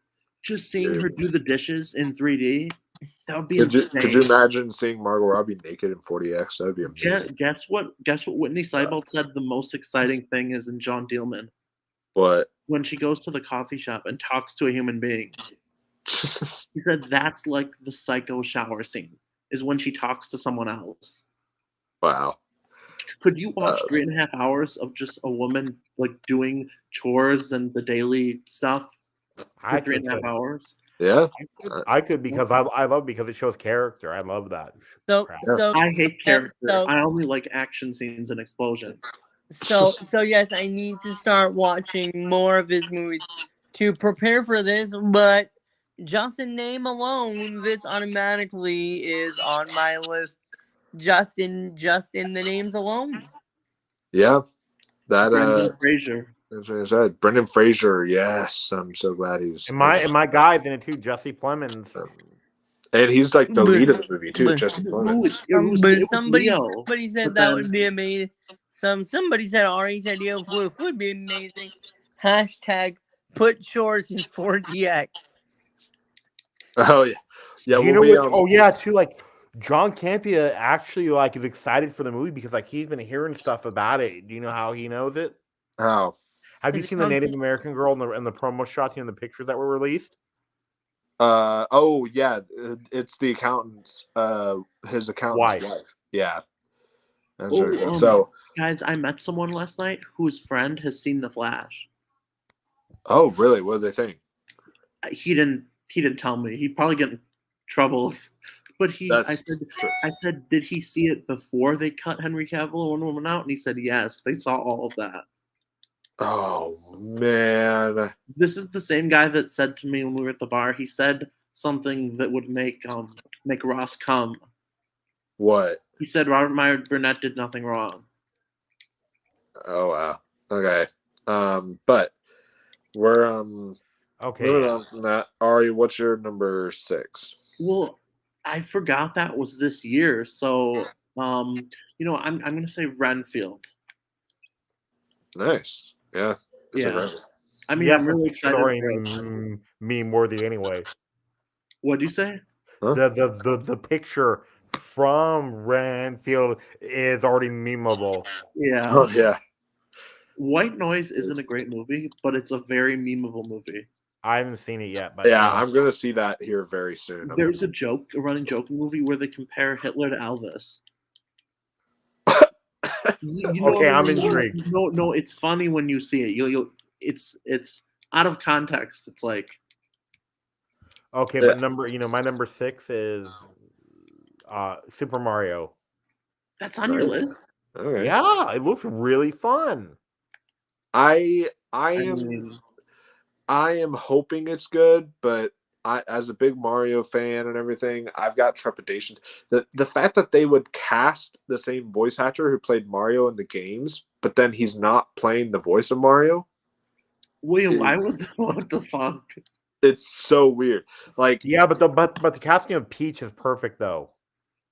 that, and Luigi is perfect. Well, no, I disagree. People are shitting on Pratt, but not Luigi. Luigi, he also does not sound like Luigi. Like people are only criticizing Chris Pratt because, to be honest, I think they're letting their political beliefs get in the way. Like, No. John Campbell Yeah. like brought it perfectly too. Like, what did Campbell say about it? What? Oh, okay. The whole like, it's a me, Mario is cute. Like for a few minutes, like in a cutscene, right? Yeah. But to no, imagine that voice but that's. Well, for an hour and a half I mean, straight. see, that would be infinitely better than Chris Pratt's normal voice any day of the week. but see, I disagree, and the reason I disagree is because when you're playing a game for a lot longer than an hour and a half. So if it's the voice that it's me, a Mario type guy, that voice is what you're hearing for like 4 hours, 6 Well, hours, You're right. Yeah. however it's long. possible that if they did get him, they could make it a little less over the top. I might be going though. I might be going there, later early on in this year too. I think Really? from the trailer, do you know where? Luigi is What? equally. Oh, as where? Super Mario World. Super Mario World? Really? Yeah, because there's one opening up in Hollywood. Oh wow, I didn't know that. That's awesome. No, it's not Super I'm Mario. gonna be like getting the wristbands so I could get the special deals and like. No, I do you thought know how it you was get them? You get Nintendo coins. World, like not just Mario. Yeah.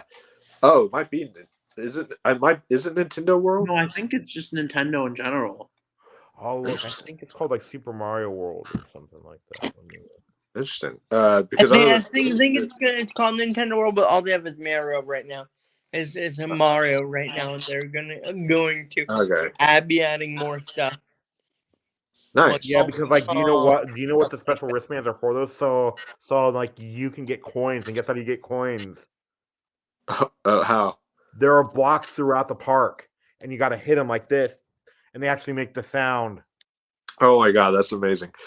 Did you know whenever John Wick 3 came out, apparently there was like an early private screening, but the way you attended, only 6 people attended, but apparently though, like the 6 people had to search all around Vegas for like these coins, and then they would go to a hotel that is replicating the hotel from John Wick, and they would have to like turn in that coin, and they would get like a special room with a pass and everything, and they would get to go see the new John Wick movie, and they had to like wear a suit, like it was a full on like almost like a LARPing type thing.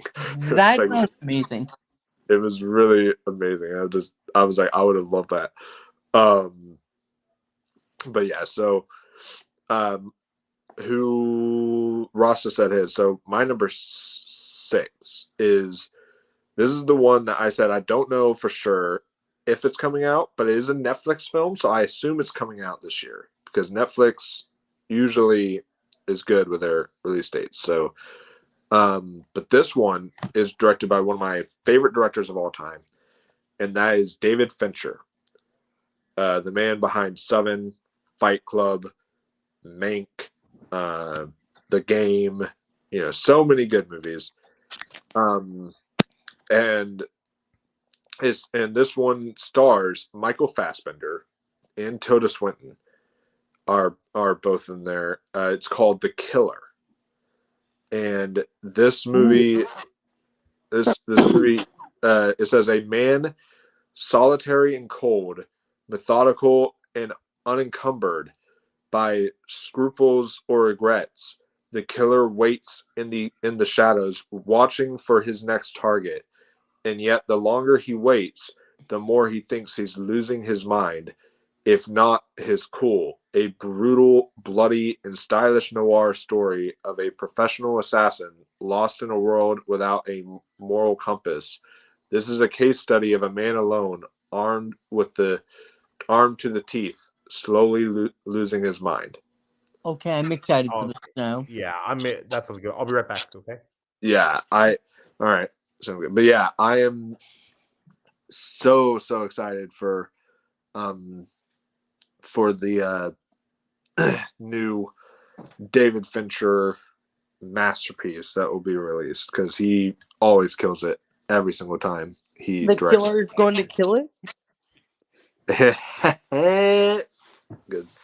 Good pun there. So with that, what's your number 6? His two best movies, controversial opinion, are The Game and Panic Room. Oh right. Oh wait, no, that was my number. I'm getting all confused. All right, so that was my number 6. Actually, I do agree. The Game is one of my favorites from him. The Game is awesome.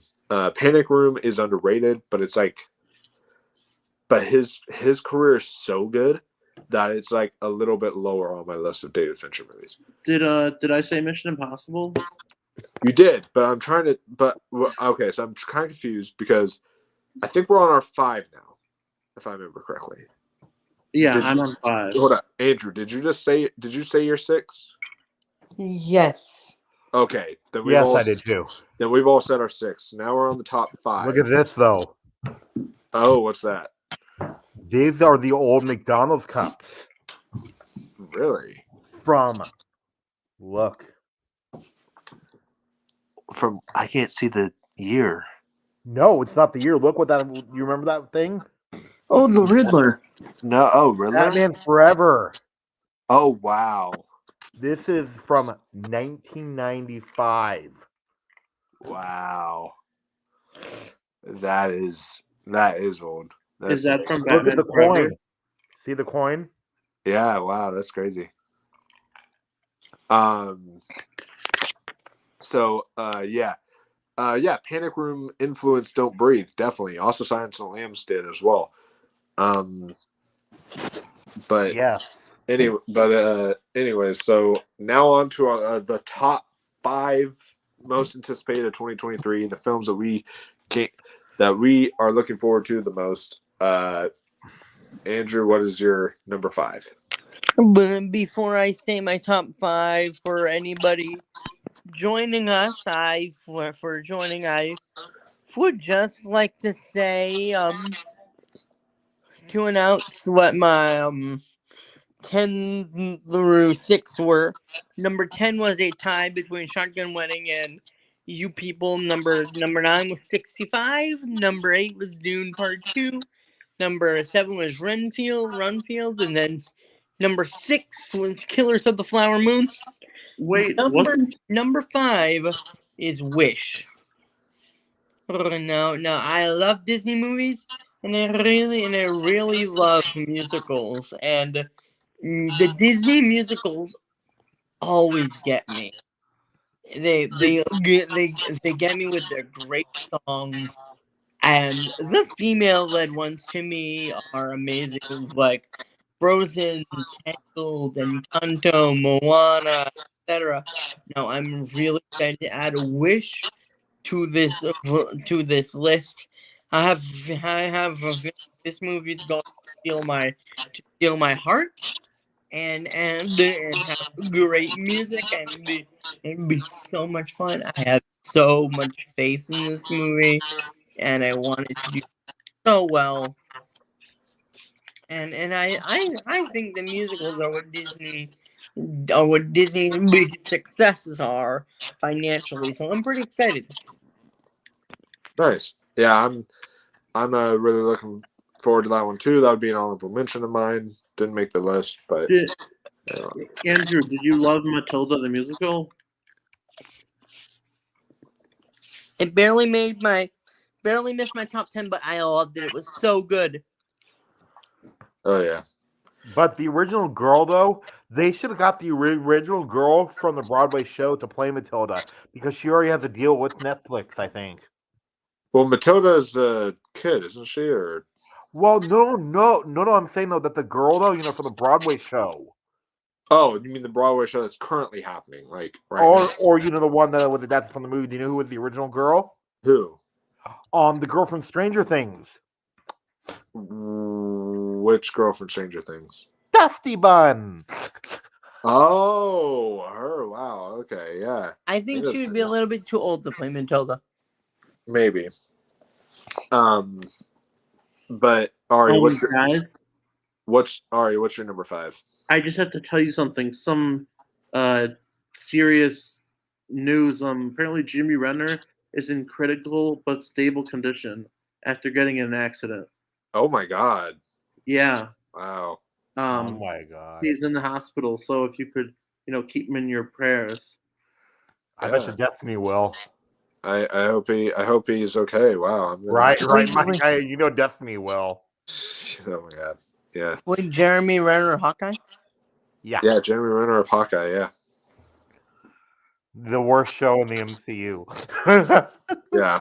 The I worst will show in always the have MCU, love for it Nolan. since it did take place at Christmas, and it did have a musical number. I will always love it.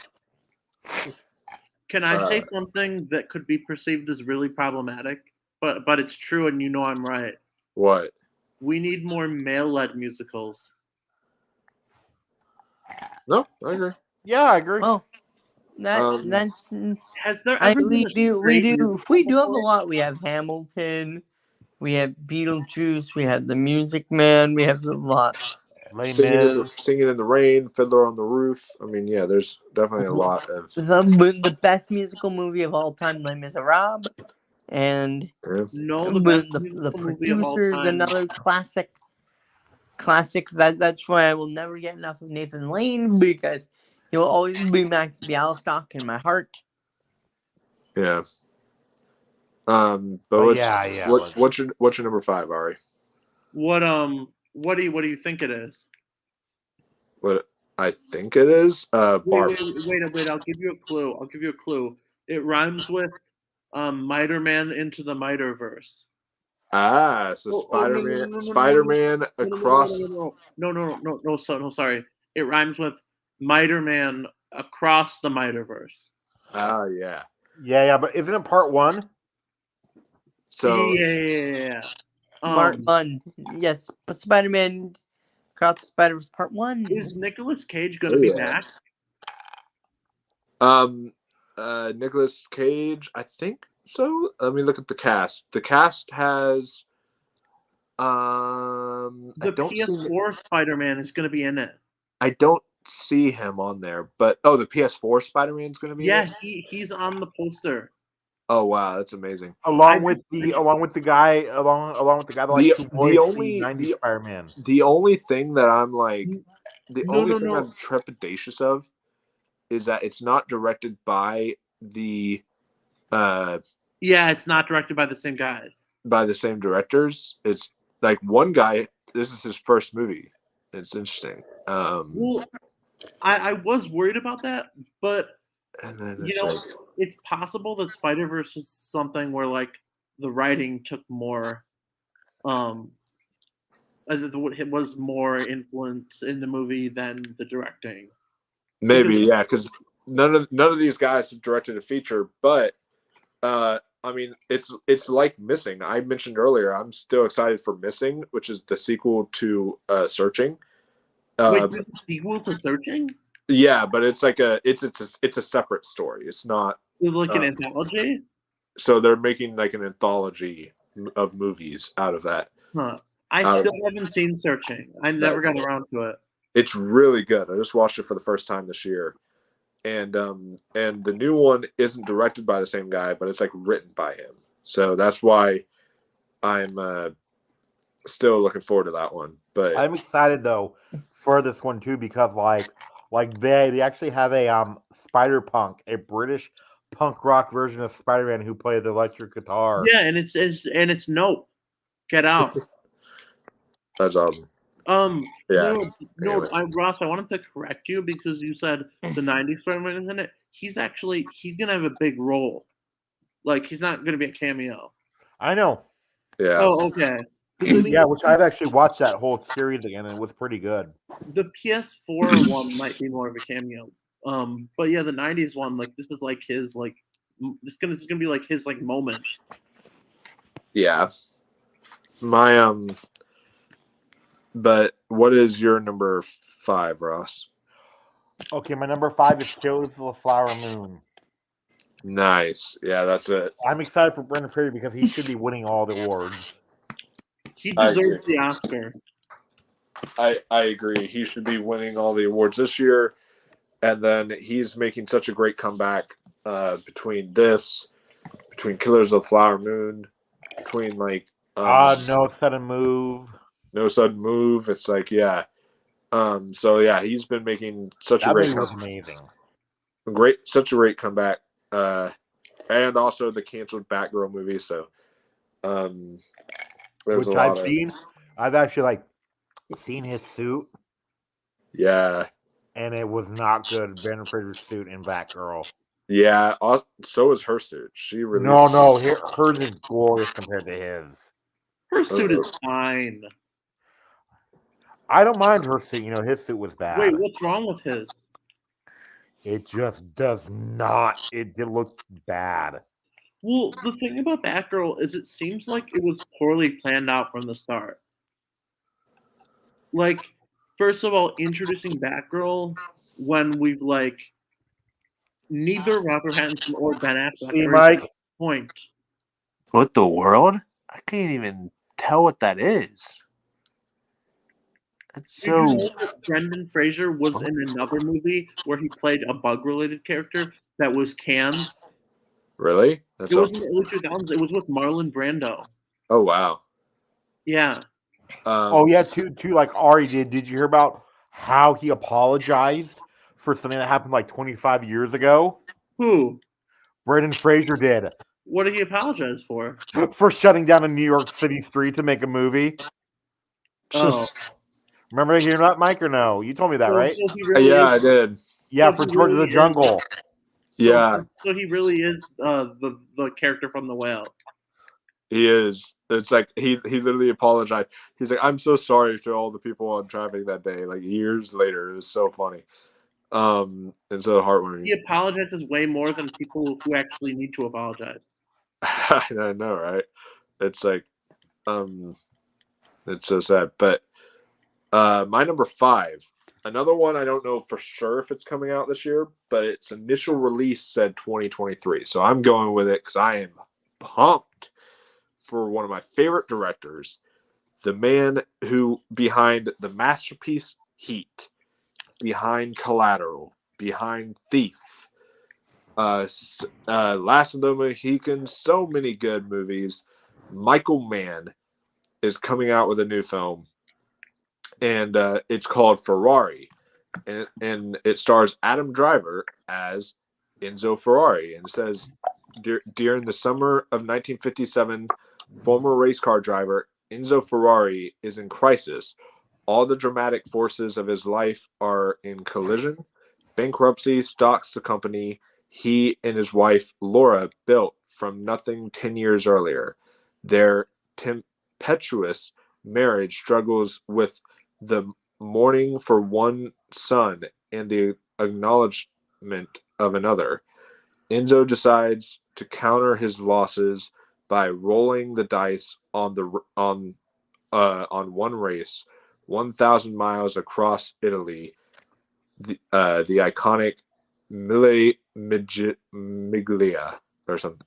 I guess that's the name of the race or something. But it sounds like it could be a Oscar contender for next year. Yeah. So, and Mike, you see what I was holding up though? What? Heat 2, nice. Yeah, Look who wrote it. Oh no! Michael Mann. Yes. Packing Heat. No, Heat's really good, Andrew. Though I'm kidding, saying somebody's packing heat. Oh, it's my second favorite movie ever. Well, I'll watch Heat when it plays in when it plays in 4D. I was about to let me guess when it plays in 40X. Yeah. Wait, no, wait. Or should I watch it on a tiny flip phone? Okay. Anyways, the cast is Adam Driver, Penelope Cruz, Shailene Woodley, Patrick Dempsey, and Jack O'Connell. So it's Jack O'Connell. I'm sold. Patrick Dempsey is in the Enzo Ferrari movie? Yep. Apparently. This is the second true story movie where Adam Driver plays an Italian. I know, right? We'll make a cameo and say, "What the fuck is going on there?" If Jared Leto is not in Ferrari, we riot. No. I just came up with the best idea. Jared Leto as the car. Oh, ride me. Oh, God. You need to ride me now. All right. And then I'm like, and then how about this then? I got this thing that'll be even funnier, okay? Is they go now, like, you know, why can they go, I'm tired of this station, they switch over to, and then see, it's the old snowball chick. Elvis. What if F. Murray Bartlett plays the dad in the movie? Oh my God. Or no, F. Murray Abraham.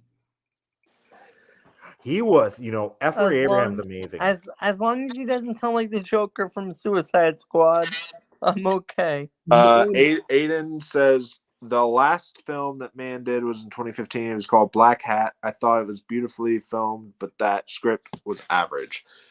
Yeah, I have not seen Black Hat, but I did hear that one was not good. But like Robert Meyer Burnett loves it. But he's also just so well known for like so many iconic movies that I couldn't Okay, Thief is good, right? leave him off this list. Thief is maybe it goes back and forth between that and Collateral as my second favorite Michael Mann movie. Because like he directed one of the most disappointing movies I think I've ever seen too, though. Which one? Public Enemy. I liked Public Enemies. I enjoyed it. I don't get some of the hate on that film, but my old roommates said that her like brother met Johnny Depp when they were filming that, because for some reason they actually filmed it in Wisconsin, and he met Johnny Depp and like he went up to him, he was a little boy, and like was really nice, like gave him an autograph. Oh wow, that does sound nice. Yeah, because like I actually now like talked to somebody not like, you know, like who's the cinematographer on the Dream Warriors movie, you know, like, and like he was also cinematographer on the Ninth Gate, and then I asked him, you know, like, how was Johnny Depp? Did his are the rumors true in that? And then he said, I'm just going by what I knew because he was a super nice guy. Oh, that is nice.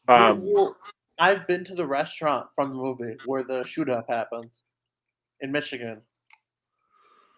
So now on to our number 4.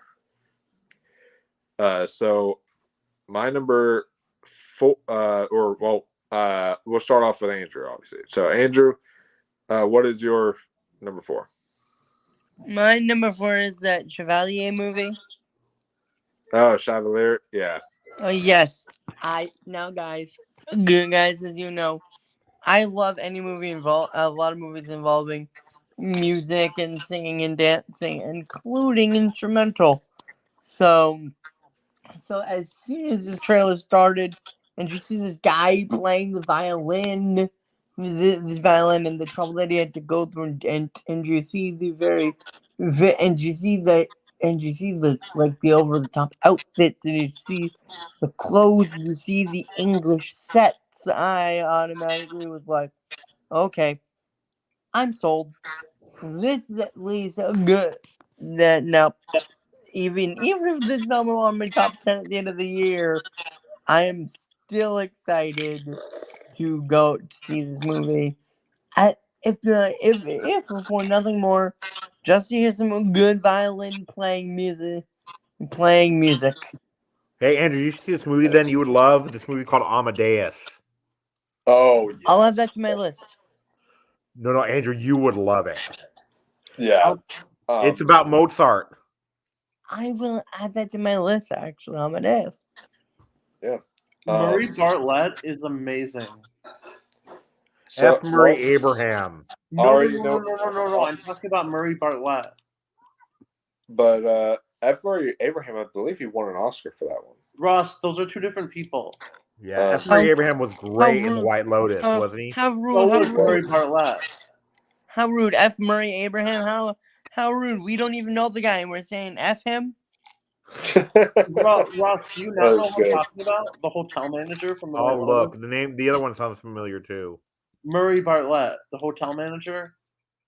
Oh, yeah, the one that was yes, season 1. I know the one that took a shit in the The guy who deserved his award. Yeah, I know what you're talking He's about. in Welcome to Chippendales, and he's amazing. Well, and he's going to be in the Last of Us TV series, Yeah, who's he playing? which A he's guy named Frank. Yeah, he's playing Bill's lover apparently. So, And then That'll Nick Offerman is playing Bill.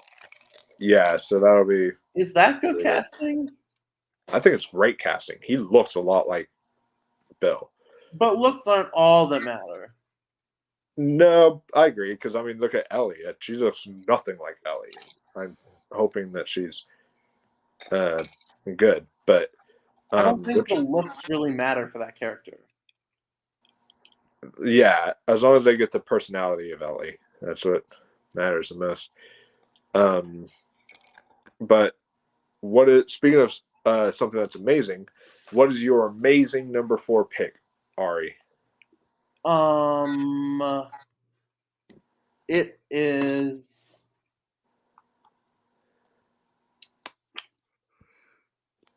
It is going to be.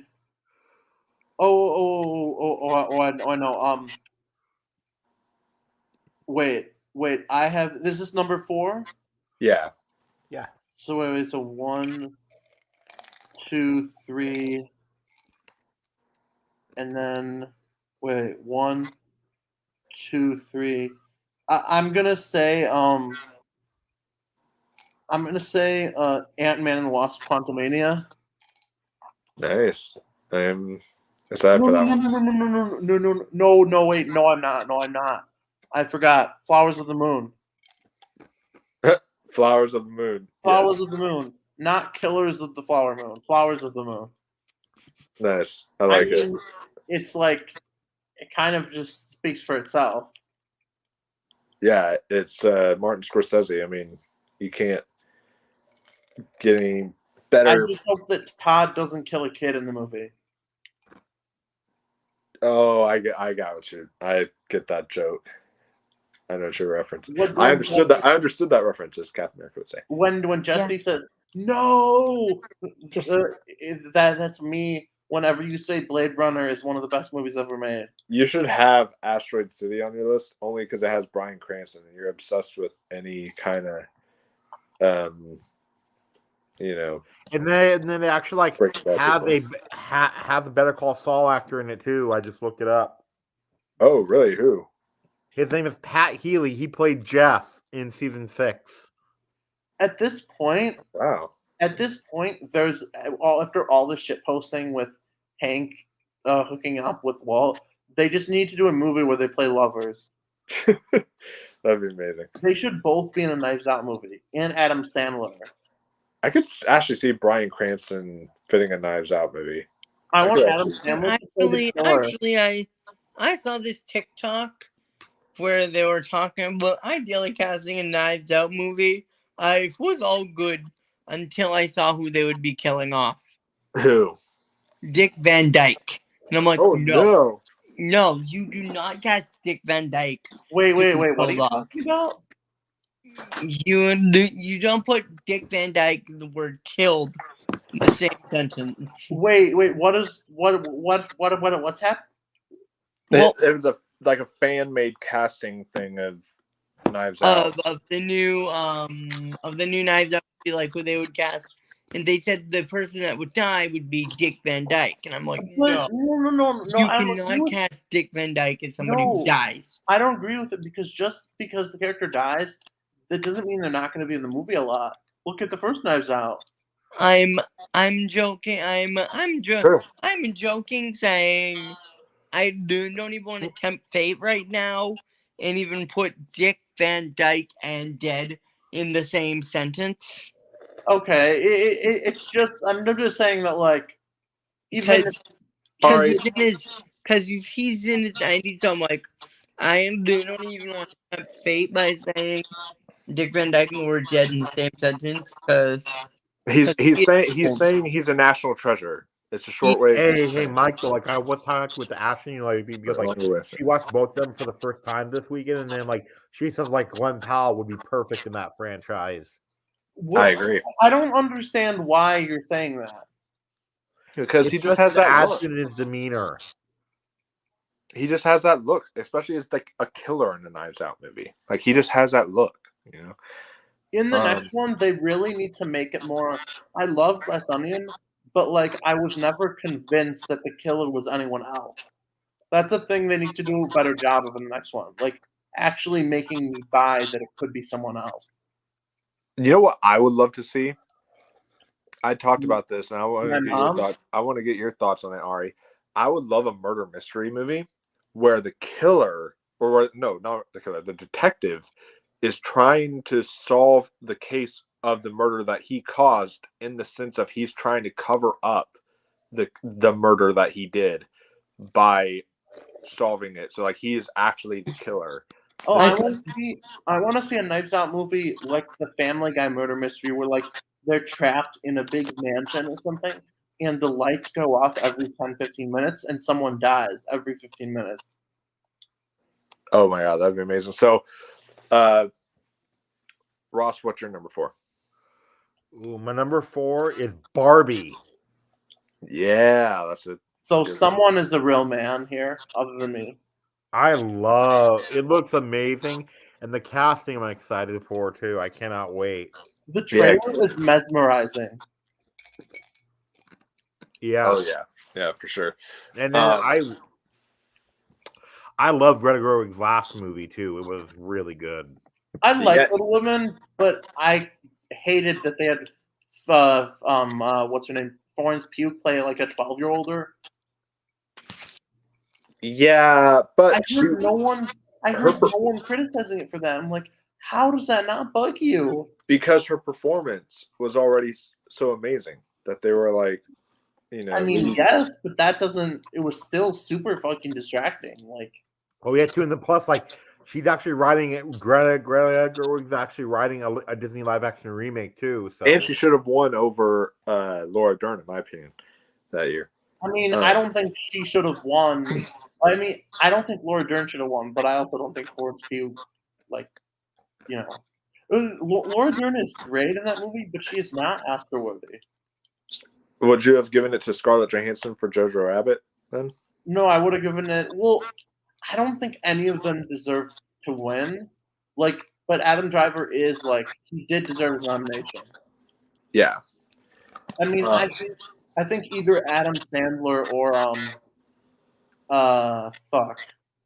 Well, no, I'm talking about for supporting actress, not for supporting actress. because I mean, I can't. I'd have to like look at what was. it was no, because it was Laura Dern, Scarlett Johansson for Jojo Rabbit, not for Marriage Story, but for Jojo Rabbit, and then there was Florence Pugh for Little Women, and then I forget the other two, but Well, I need the other two. but those were like the 3 like front runners or whatever. I don't think any of those deserve to win. I mean, Scarlett Johansson was great in Jojo Rabbit. Yeah. I'm just having trouble remembering what else there. I'm looking right now too. Yeah. But while he does that, Okay. Oh yeah. Anthony The other Hopkins. 2 were not okay. And then with Kathy Bates and Richard Jewell, oh, and then Margot Robbie and Bombshell. okay. I think Margot Robbie is better in Babylon than she was in I, Tonya. Okay, you're fucking ridiculous. But I, Tonya's overrated. she was Okay, now you're being really ridiculous. I'm actually being serious. Then I don't know what to tell you. My problem was the movie felt like it was trying to make her look like a good person, but also trying to say she's a complicated person at the same time. But they didn't do it in a way that worked. It was like confusing. It also started like that movie made me a Paul Walter Hauser fan too. He was great in that, but like I don't know. Also, they never referenced the Weird Al thing, and that's a missed opportunity. Oh my god. Okay. No, Anyways, did you not know about it? No. That she did these to get money because she could never skate again.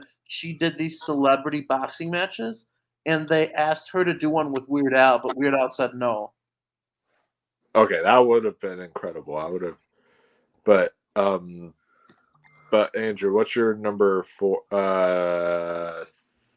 Wait, no, I haven't gotten to my number 4 yet. So my number 4 is, and I know this sounds on the nose to say, but my number 4 is John Wick 4. I am so excited for this movie. I loved the first 3 John Wick movies. I think this is one of the best action franchises right now in theaters. I am enjoying. What are you dissing John Wick 4? No. Are you dissing the John Wick franchise? How dare you? Am I dissing the John Wick franchise? Yeah, You want to know if I'm dissing the John Wick franchise? yeah. Here's my answer. Then what was the point in that first meme you just shared? To quote Spider-Man, I don't really know. Okay. But John Wick 4, you get Donnie Yen and Keanu Reeves. Yeah, sign me up. I'm They're more gonna excited for the spinoff. fight.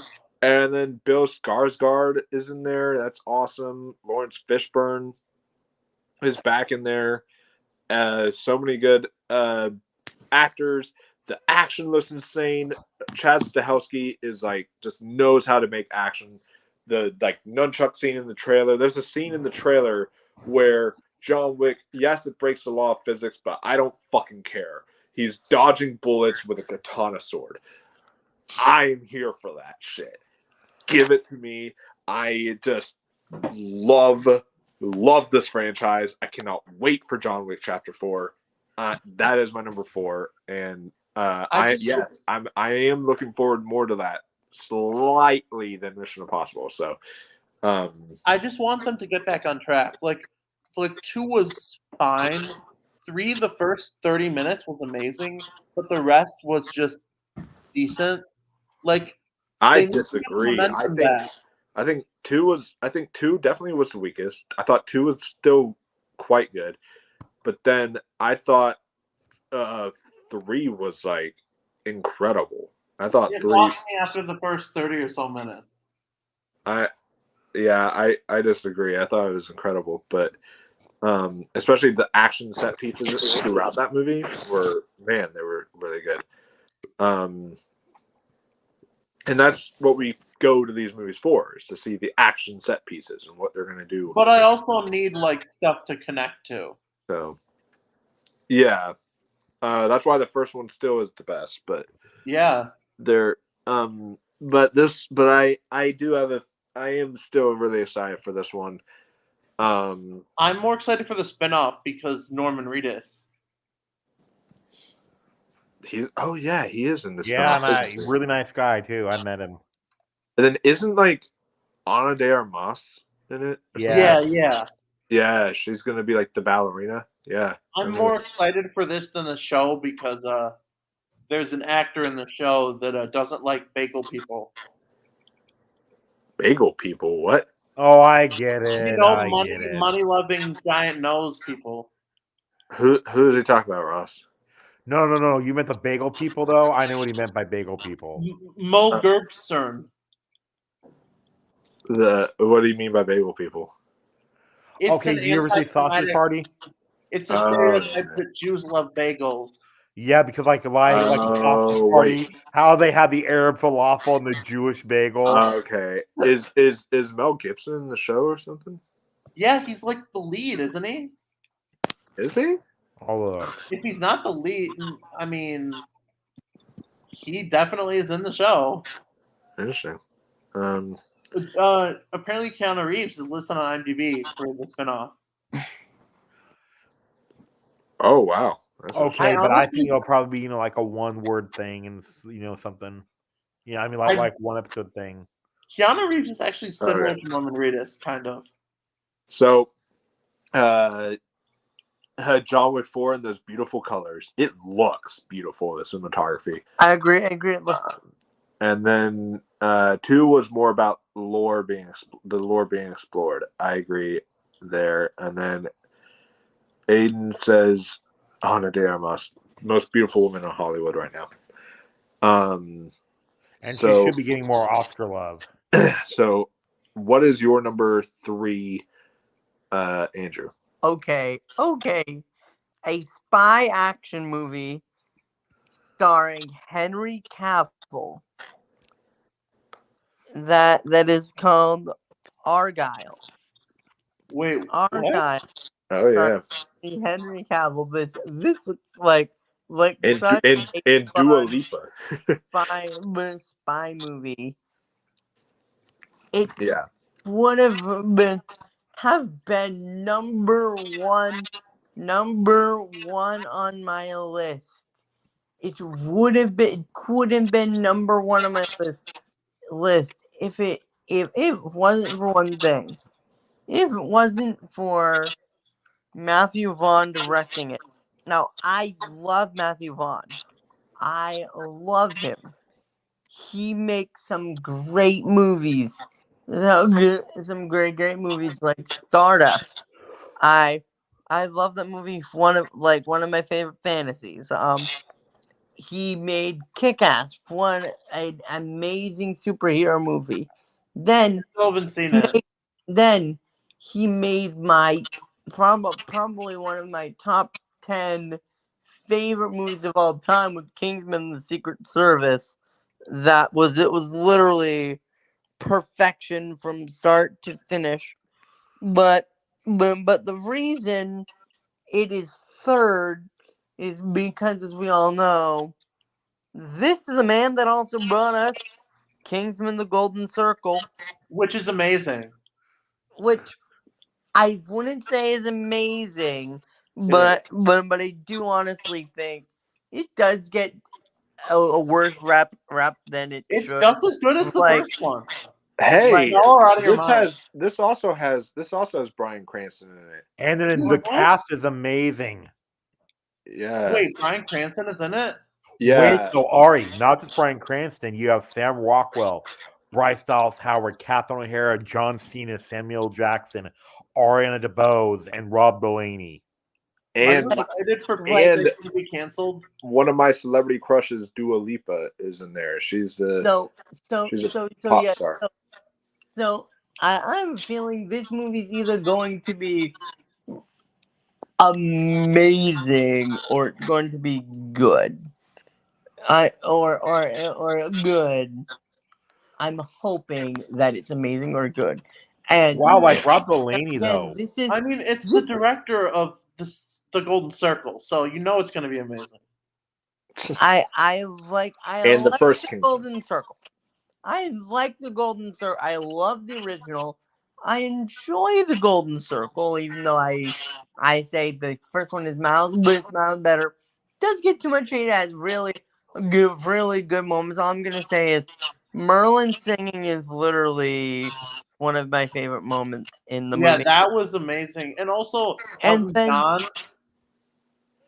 But he also made The King's Man, which I felt was a major step down from the original series. Did you see the after credit scene? It's insane. For the King's Man. Yeah, they're gonna like try to let Hitler out of prison and he's still alive. What? Yeah, I'm not kidding. You have to watch it. That is ridiculous. I am not kidding. Rob Delaney, though. Rob Delaney is actually very underrated. You know what he was in? What? Okay, like he was in that movie, that I did not like, but it wasn't as bad as people say, like Home Sweet Home Alone. He was also in Rocket Man. He played Elvis. He's also in the new Mission Impossible movie. He was also in Bombshell, Last Christmas, and Wait, then who was like, he in and then Rocket like Man? he was I agree. actually I in the Thing of the agree. I Year, agree. Kingsman, and to this day, Deadpool 2. Kingsman has. I will be honest with you. One of my top 5 favorite movie moments of all time is in that first Kingsman movie. Which one?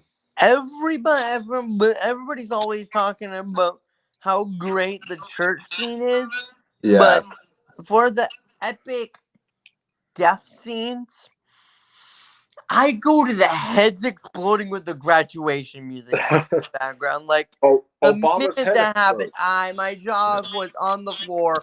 Like I was like, okay, Yeah. this is amazing. Rob, you know about that, like guy though? like the movie could have ended right there, and I would have left a happy man.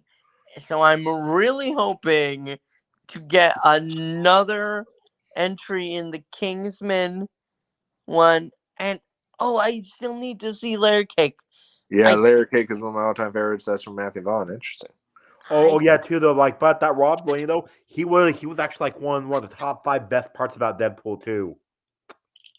Oh yeah. So, You know which one he was? yeah, Wasn't Brad Pitt amazing and Oscar? Wait, Rob Delaney, you said? Yes. Who was it? Who was he? Peter. Peter? Remember, you're the one that had no powers who joined the team. Wait, That's that's Peter? Look it up. Yes. Wait, he was in Rocket Man? He was on a deleted scene of Rocket Man that said, yep. Oh, so he's not in Rocket Man. No, but he is in Deadpool 2. He played Peter. Well, I know. Wait, what else was he in? He was in Home Sweet Home Alone.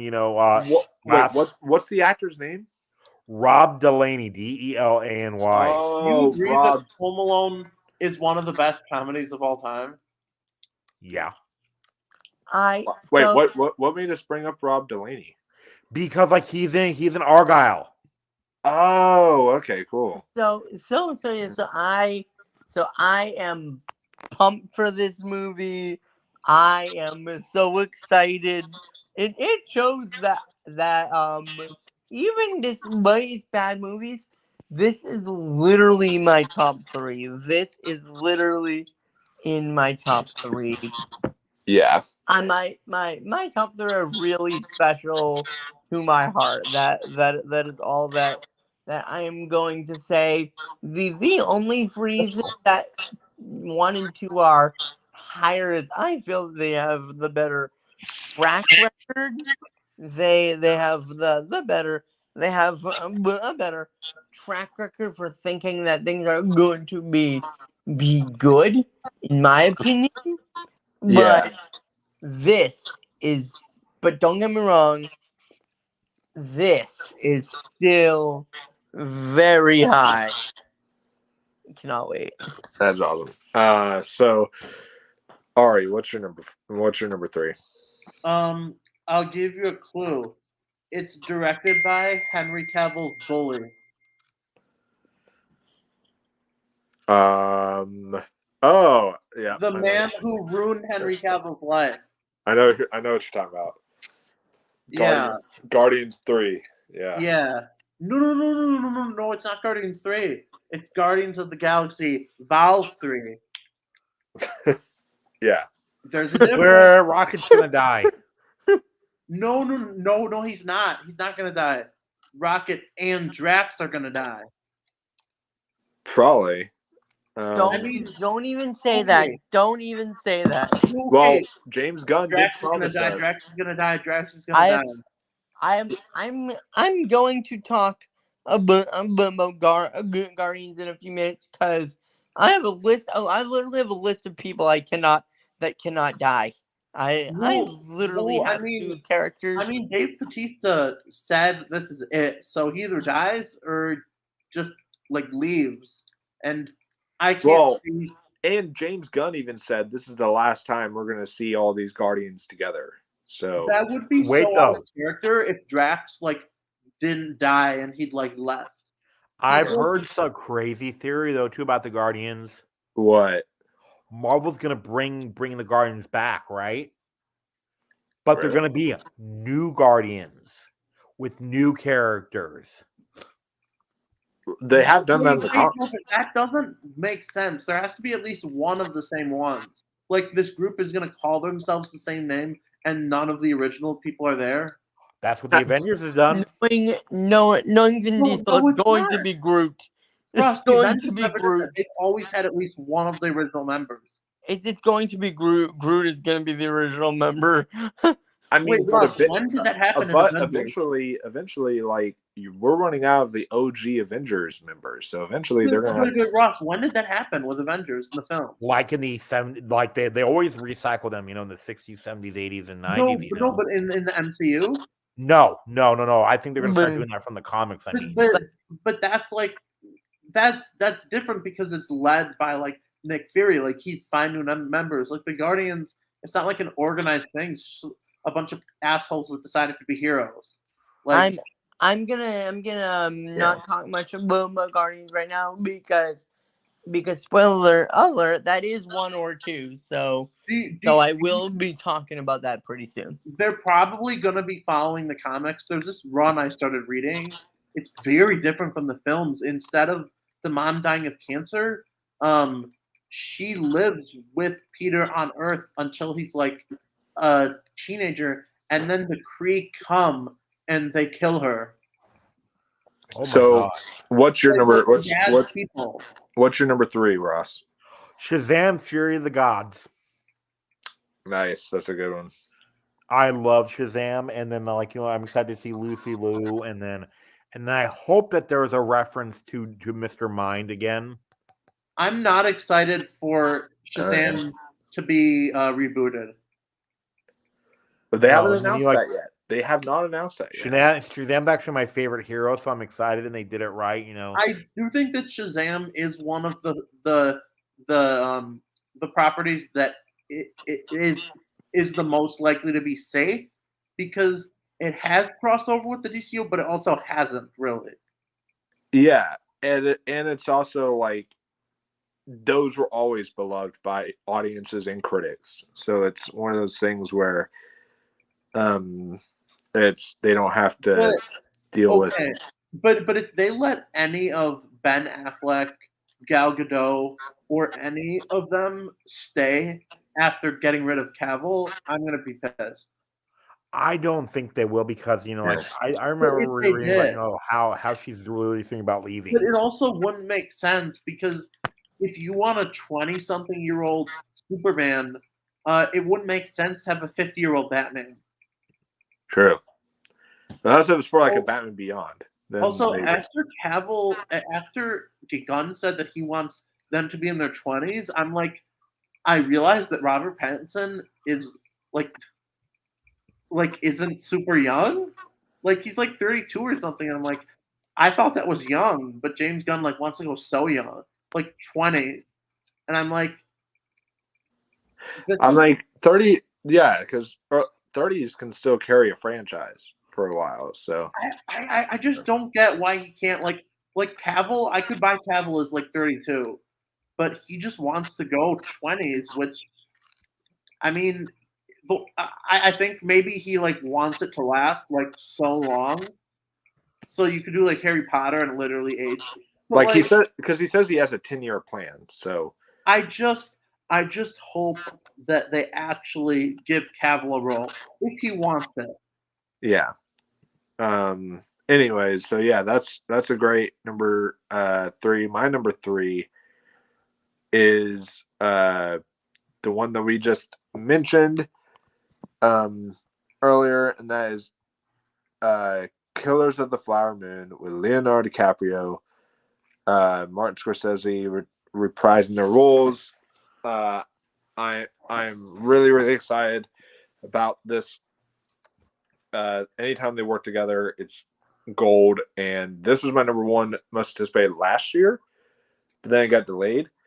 But I'm just slightly more excited for my top 2 than I am for Killers of the Flower Moon, just ever so slightly.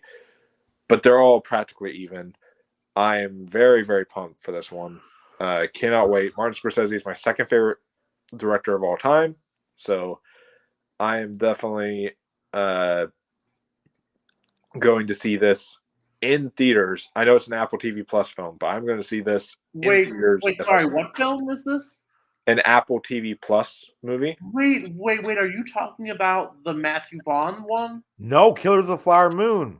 Martin Wait. Scorsese- Yeah. Oh God, I'm a dumb fuck. Argyle is the same Matthew Vaughn movie I was thinking of, with that Dua Lipa lady. Yeah. You dating Yeah. Trevor Noah? Yeah. I don't get the joke. No. No, she's dating Trevor Noah. But, Oh, yeah. But Killers of the Flower Moon is also on Apple TV Plus. So will you come if they announce Alita Battle Angel 2? I will, because I loved Alita Battle Angel 1. I thought it was really good. Apparently James Cameron said he kind of argued with Tim, whatever his name was, on Dark Fate. Or not Dark, or yeah, Dark Fate. Or did he direct Dark Fate? Or am I thinking of Genesis? The first Deadpool Director of Deadpool. director, yeah, he did Dark Fate. He said that he liked the outcome of Dark Fate. He said he liked the movie. I think the movie is like decent. It's like in between okay and good. Ugh. Like it's not, but I do not like the opening scene. It also just undoes the whole franchise. Yeah, I hated the Yeah. opening scene. It was like Yeah. so bad. I also think the way they handled Linda Hamilton was boring. Yeah. Hey, Ari, too, like I remember a lot like about the John Wick franchise though. Do you know the guy that like played the owner of the Continental, Ian McShane, right? Wait, are you talking about Ian McShane or the black guy? Ian McShane, he looks really good for his age. Is he Native American or something? No, but do you know how old he is though? No. 80. What? Wow.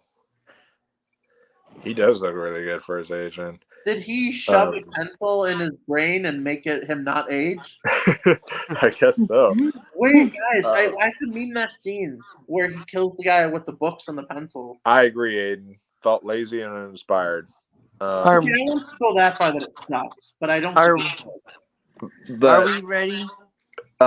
Yeah, we're ready for our top two. So And my number, I think my Wait, did I give my I think number Mike and I three? might have the same number one, but I'm not sure. Probably. did you do number 3? I don't think I Yeah, did. I did. Remember? No, Ari. I don't think I did. No, you did. Yeah, you said Guardians of the Galaxy Volume 3 Okay. because of James Gunn. Yeah, you were saying Nice. the Okay. and so You're right. but what is your number 2, Andrew? My number 2 is Mission Impossible. The new Mission Impossible movie.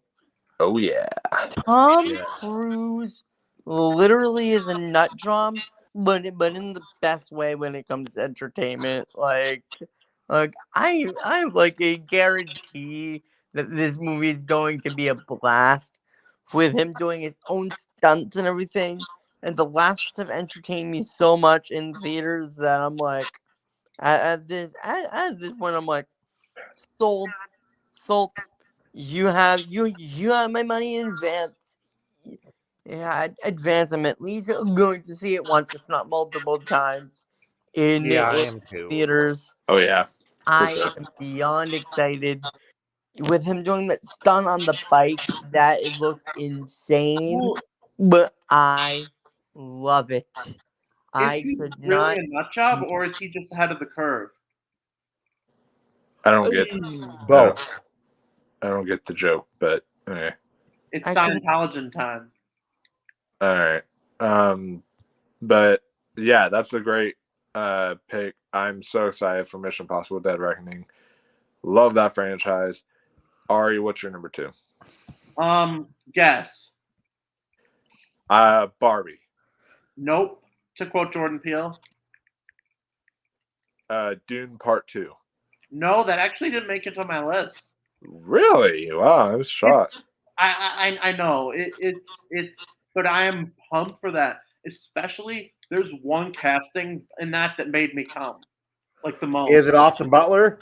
No. Oh, I forgot he was in that. No, it's not. It's not Elvis. Wait, did you notice the crazy thing in Elvis? He Is it? walks Hold on on. the Is news. it Leah Sado? No. Do you remember in Elvis how he watches on the news that Sharon Tate died? That's Yeah. crazy. Do you know why? Why? Because he played one of the killers in Once Upon a Time in Hollywood. Oh yeah, you're right. He's You're watching right. the killing that he attempted to do in another movie. It's And like the Carrie same. Eloise is a new Mission Impossible. It's like how Scream 5 burnt that one girl who was literally burnt in Once Upon a Time in Hollywood. Okay, I'll Did tell you you know what that, it is, Mike? I just have to share. Carrie Eloise Really? is in the new Mission Impossible. Wait. Whoa. Who? Carrie Eloise. Oh yeah. I did not know that. I didn't Still see insane how they saw the final chapter on a cliffhanger and then you never found out what happened. I know, right? Now It's they're kinda finally gonna continue that shit. But okay, I just have to share one crazy thing about Halloween Ends real quick. You know the cat meme? The lady, like the cat hissing at the lady or Yeah. whatever? The actress from that meme is in Halloween Ends in the scene at the bar where the mom gets upset at Cody, whatever the killer's name was, and in that scene she does the stance from the meme. But real quick, I'm trying to figure out what the casting is that you freaked out over. And then they're like, doing two. I think the new Mission Impossible though could literally have the best villain of the series. Who is it? The guy from Ozark. What guy from Ozark? Oh, that guy. He's gonna play the main antagonist in both of them. Is that the guy who played the ripoff of Lalo? I'm a little sad that Henry Cavill died because I feel like he It would could have be been a back. pretty You never good- know. Well, Wait, Rob, Philip is that Seymour the ripoff of Lalo? Hoffman's still my favorite villain in Mission Impossible. I Wait, thought Rob, who is that from Ozark? Is he the guy who was the Lalo Salamanca ripoff? I think that it came out before Lalo did. Yeah, when did Lalo first appear on Better Call Saul? At the end of season 4. What year was that though? I think 2018, maybe.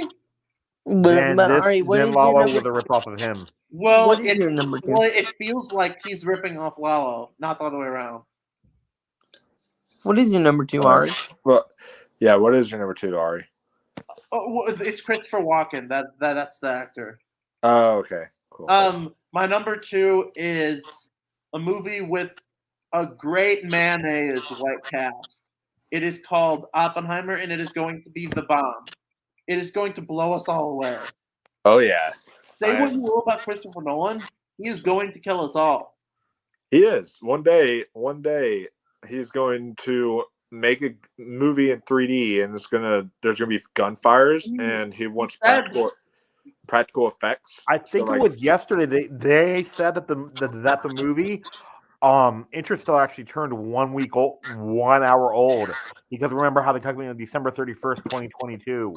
Oh, speaking of Carrie Ellis, he's going to be in the new Guy Ritchie film coming out this year. By the way, And then he was in my favorite movie of all time. It was supposed to come out last year in April, and then nothing. They didn't even announce a new release date. I know, it's so Right, and it's Mike wants strange. he's in Mike's favorite movie of all time. Carrie Eloise is. Oh my god. But Okay, no. yeah, that's a great one to have as your number 2. Ross, what's your number 2? My number 2 is actually Indiana Jones: The Dial of Destiny. Nice. I hope that the rule applies. You know, like for 1, 3, and 5, 1 and 3 were great, and 2 and 4 were okay. And I hope 5 is great.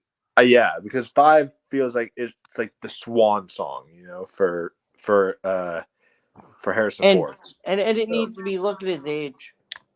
Yeah. They should do 5 more with him just in a retirement home. Do you know what I've heard though? Well, what should happen is they should have Ke Quan in it, since he would play Short Round. And what should happen is there's a scene where him and Short Round, they reunite, and Indy sacrifices himself to save Short Round, and he dies in Short Round's arms. But right before he dies, he puts the hat onto Ke Quan, and it plays like a slow down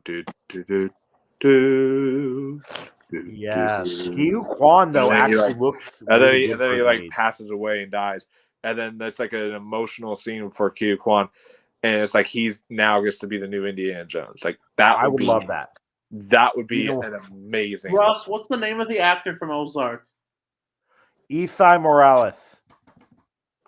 Yeah, Yeah, he just feels like a wannabe Lalo to me. but he came first before Lalo. He can still feel like a wannabe. But how can he feel like a wannabe if someone who doesn't exist at that time? Because I'm watching the show and feel that way. But realistically, objectively, he actually can't by the time period of time when they came out. He can feel like a less interesting, boring version. Yes, but Lalo didn't exist at the time of. Are you sure? Because I'm gonna look.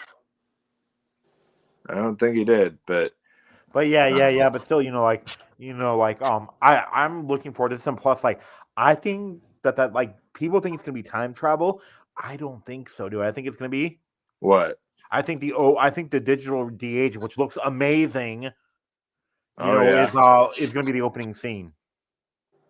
Oh yeah, I think so too. I think that's gonna be great. Yeah, because like that's the best de-aging I've ever seen. It's really good. And the director is amazing. He has not made a bad movie yet, really. I mean, the Wolverine was, but Yeah, it wasn't but- bad. It wasn't bad. yeah, but James Mangold, yeah, he's not directed. He's not made a bad. I even liked what was that? Kate and Leopold. Do you know which one though is my favorite? He did actually though. Logan. Copland. Copland. Wow, more than Oh, Logan. I haven't seen that, but I really want to. Have you seen what Sylvester Stallone looks like in it? What? He has a beer belly. Have you seen Tulsa King? I have What's he not. called? I want to see He that. got really good reviews. Oh, speaking of Sly, this is a good segue. An honorable mention is Expendables 4. I'm really looking forward to Expendables 4. So, Yeah, dude, Copland is on HBO Max. No, I have to see it in 4D. and then, so See, look, my- look, he has a beer belly in it. oh, that's awesome. I love that. So my number 2. Again, I'm not doing this on purpose, guys. Dune Part 2. I am so excited for this movie. It's got my wife Florence Pugh in there, but the one that really made me go nuts, only because I'm knowing the world of Dune. I'm reading the book right now. And it's not an easy read, is it? I have to literally reread chapters to like Did you guys understand hear? Did you what's guys happening. hear there's a thing from Dune I heard is homophobic, but it's not just homophobic, it's hilarious. what? Apparently there's a part in the book where one of the characters implies that they think that lesbians can control minds with their gayness. I'm not kidding. That's not I'll even. have to find I feel like that's empowering to lesbians, not homophobic. That actually makes me want to read the books more now. Ari, Like- it's just Ari. I'm warning you though. It's not an easy read. I've been trying to read it for about a year. Oh, Um, I know. I started reading it and it was really boring. But so yeah, so it's got the one that made the casting that made me go nuts, just because I feel like this girl, the way she looks, feels like she fits the world of Dune, and that is Leah Sado. When I heard she was cast, I was like, okay, she Dude, is that who I think great. it is? fits. She's the one who was in Like- No Time to Die. Who's in the Bond movies? Oh, Yes. oh no, that's not. I was thinking of there's an actress that has been so underused. Is the annoying lady in Jurassic Park 3, and she was in Bad Boys. No, Tia Leone? Yeah, she's Um, so underrated. And then also, Oh, yeah, some of the dude, other I ones, found out, like too, though, Christopher Walken. Ari, no, Yeah. like there's this like actress in Elf who is the most worst part about the Mandalorian, but you love her. No, Who? she's not the worst part. The mechanic lady. She's an elf. Let's not talk about her. She's Okay, guys. hilarious. I'm No, do what changing- she's I'm in? changing the subject. I'm changing the subject. You guys All are right. on crack. This is gonna take 30 minutes if y'all talk about her, so I don't want to do that. Do you know Rhea All right. Perlman is in Star Wars? But yeah, so Dune Part 2, I'm super excited for. I love the first Dune, and even though it felt kind of even though some people said the film felt incomplete, I mean, I thought it felt like it was a nice start to set up what was to come. So, Just like it, chapter I- 1. I do think it was incomplete, but I think that was unavoidable. yeah, because it's a part Yes, one. and then like So- we cannot call him Denis Villeneuve anymore. Remember, we cannot call him that. Denis But Villeneuve. but you can still have issue with something even if you think it was unavoidable. Yeah, you can. But You But we can. cannot call him Denis Villeneuve anymore. Do you know what Why? we have to call him, Ari, now? What? Dennis Villanueva. because of Snoop Dogg, Oh, Snoop No, Dogg, Okay. Snoop Dogg actually said it. Snoop Dogg at the Globes when he was announcing the nominations, he's like Denis Villanueva. did you know that Ice Cube is It has anti-Semitic? something with the dog Kazim. It was amazing. And then No. Andrew too. Like Andrew now like tick boom. Yeah, I'm gonna miss you, Andrew, announcing the nominations this year. I'm gonna miss you, Andrew, announcing them.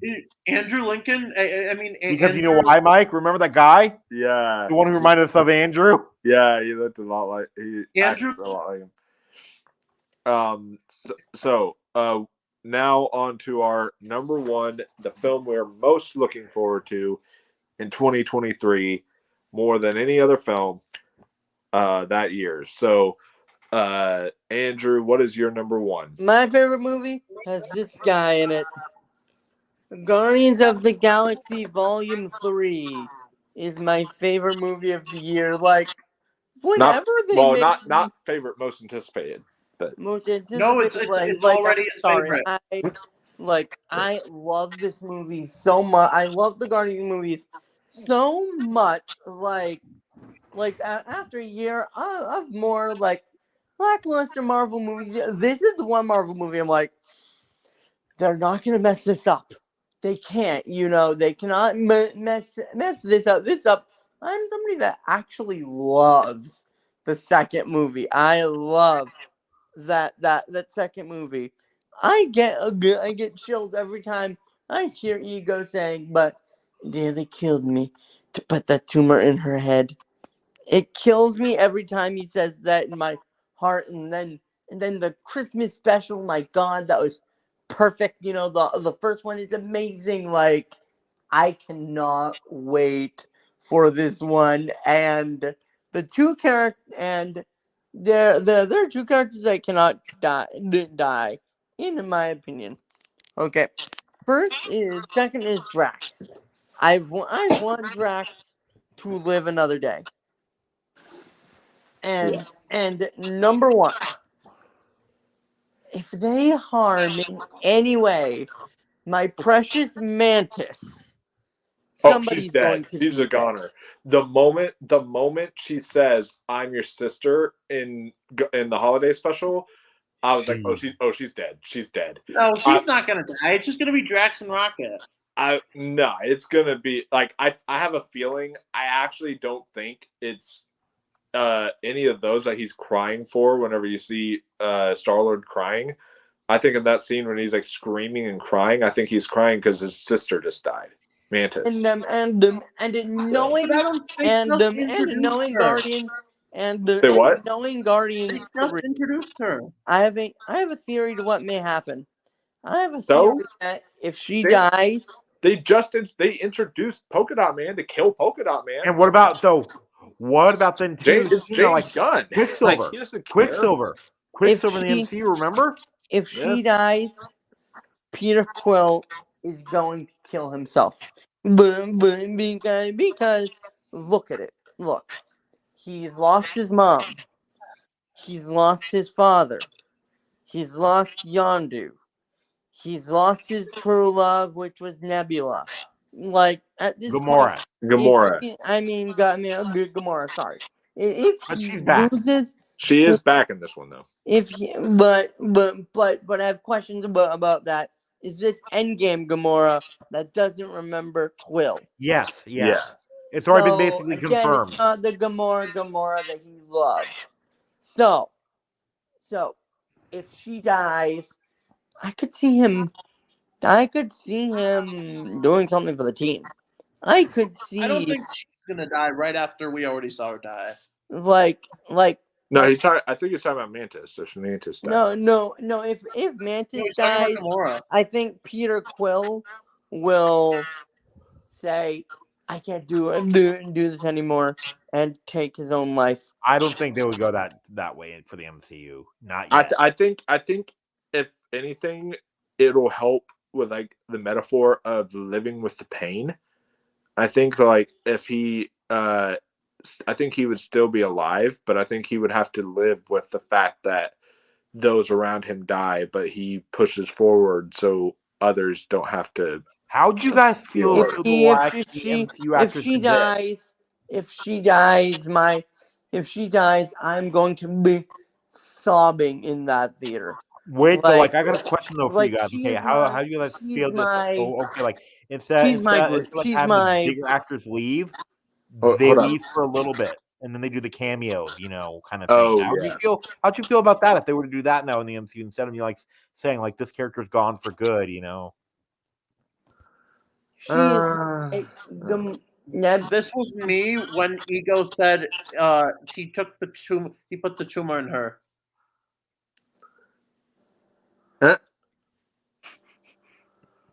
and she would be my version of if Rocket died. Like, I'd be sad if Rocket died, but he's gone. I would be controllable. But if Mantis dies, I'm real quick, and in general, this movie, I am so excited for this movie. Like, you have no clue. My whole family's excited for this movie. If we're all huge Guardians of the Galaxy fans, if we're all gonna go see it all together, I cannot wait to see this. It's going to be a great experience. May not be the best movie of the year, like best made or best written, but it is my most anticipated. I don't think it's like impossible though. Yeah, but because I do think it is going to be really, really, really good. But yeah, that is definitely a good pick for number one. It was in my honorable mentions, but I'm still extremely excited. And then I just read that one of the best parts about Crazy Rich Asians is actually in like Guardians of the Galaxy 3. So wait, who? Like that, you remember like the funny cousin in Crazy Rich Asians? The guy named was Oliver, like the gay cousin. I don't remember that at all. I need to see. Yeah, because like he's in Guardians of the Galaxy 3. Interesting. But what is your number one, the movie you are most looking forward to in 2023, Ari? I'll give you a clue. Alexandre Desplat. He composes a lot of I'll give you a clue. It's gonna be the most masculine movie of all time. Barbie. Yes. Oh, okay, nice. Yeah, Greta Gerwig and her simp Noah Baumbach's Barbie. Oh yeah, that I know you're trying to do that for meme purposes, but like I also think it's also like genuinely like true. I mean, he's been in love with her for a long time. Look at the poster of Frances Ha. That is a poster made by someone who is in love with that actor. That's true. I'm excited for Barbie too, but I do want to see another trailer for it, one that shows more of the type of movie it's going to be and the and the plot.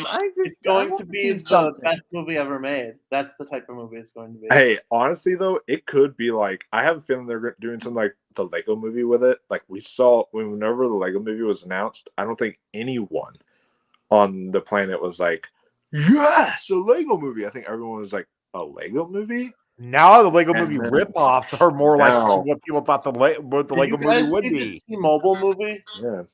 I did. I mean the Playmobil. I did. Oh was my it god. was it bad? I was drunk. And I watched it. I remember that movie. Yeah, I Is it never underrated? saw it.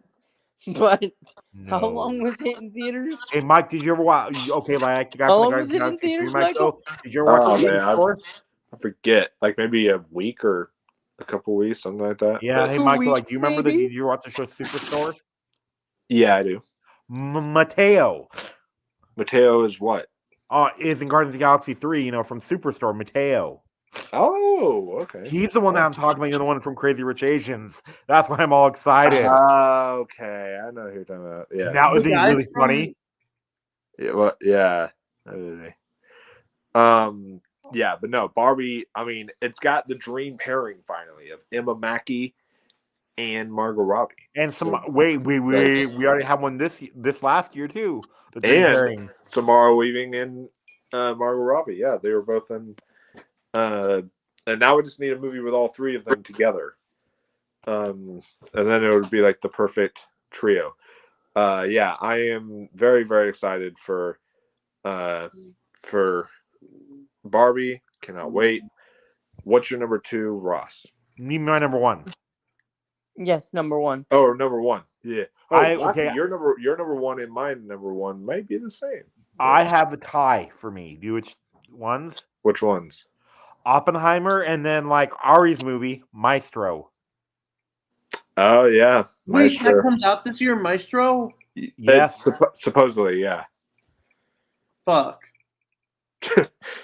Yeah, it's aka Ari's life story. Yeah. No. Actually, it's not. Is it not an action movie with explosions every 5 seconds? No. It's about your life, so Wait, because you want to change is it? music, like Are you're there like gonna you're a be maestro. explosions every 5 seconds? I Yeah. cannot wait till because like it's about a gay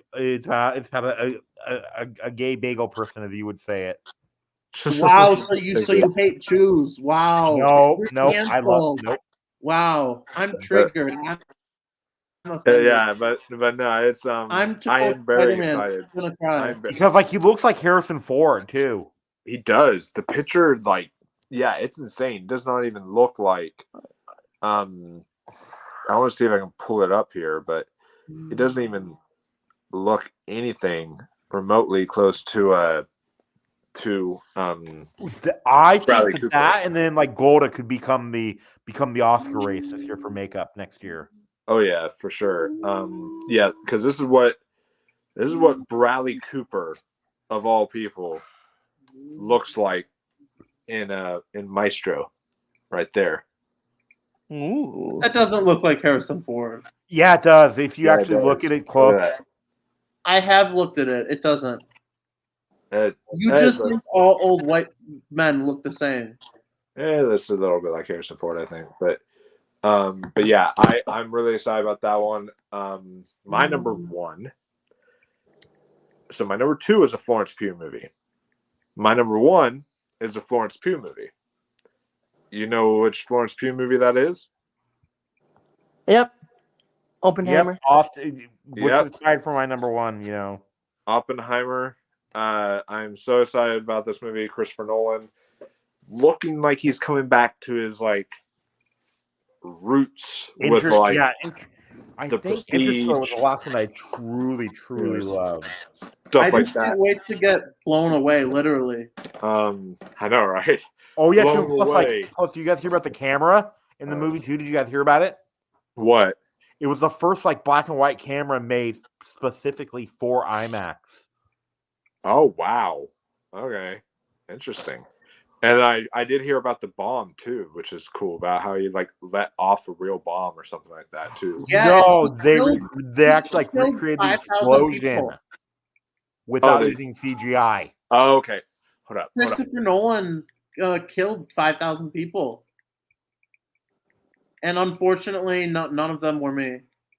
Andrew loved Tenet Okay, though. guys, we gotta we're getting on 3 hours here. We gotta wrap this up. So We're almost done, yeah. Sorry, no. but yeah, but Oppenheimer is definitely my number 1 most anticipated movie of the year.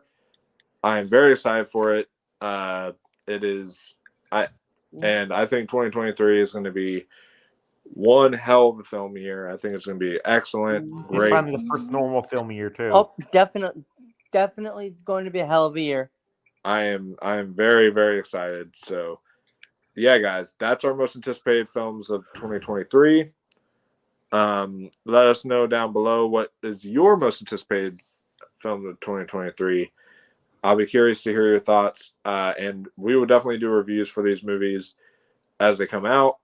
And I am looking forward to all these, and hope you are too. But And much, yeah, and much more. that'll be it. We will see you all in the next Tomorrow. video. And until next time, stay classy, my friends.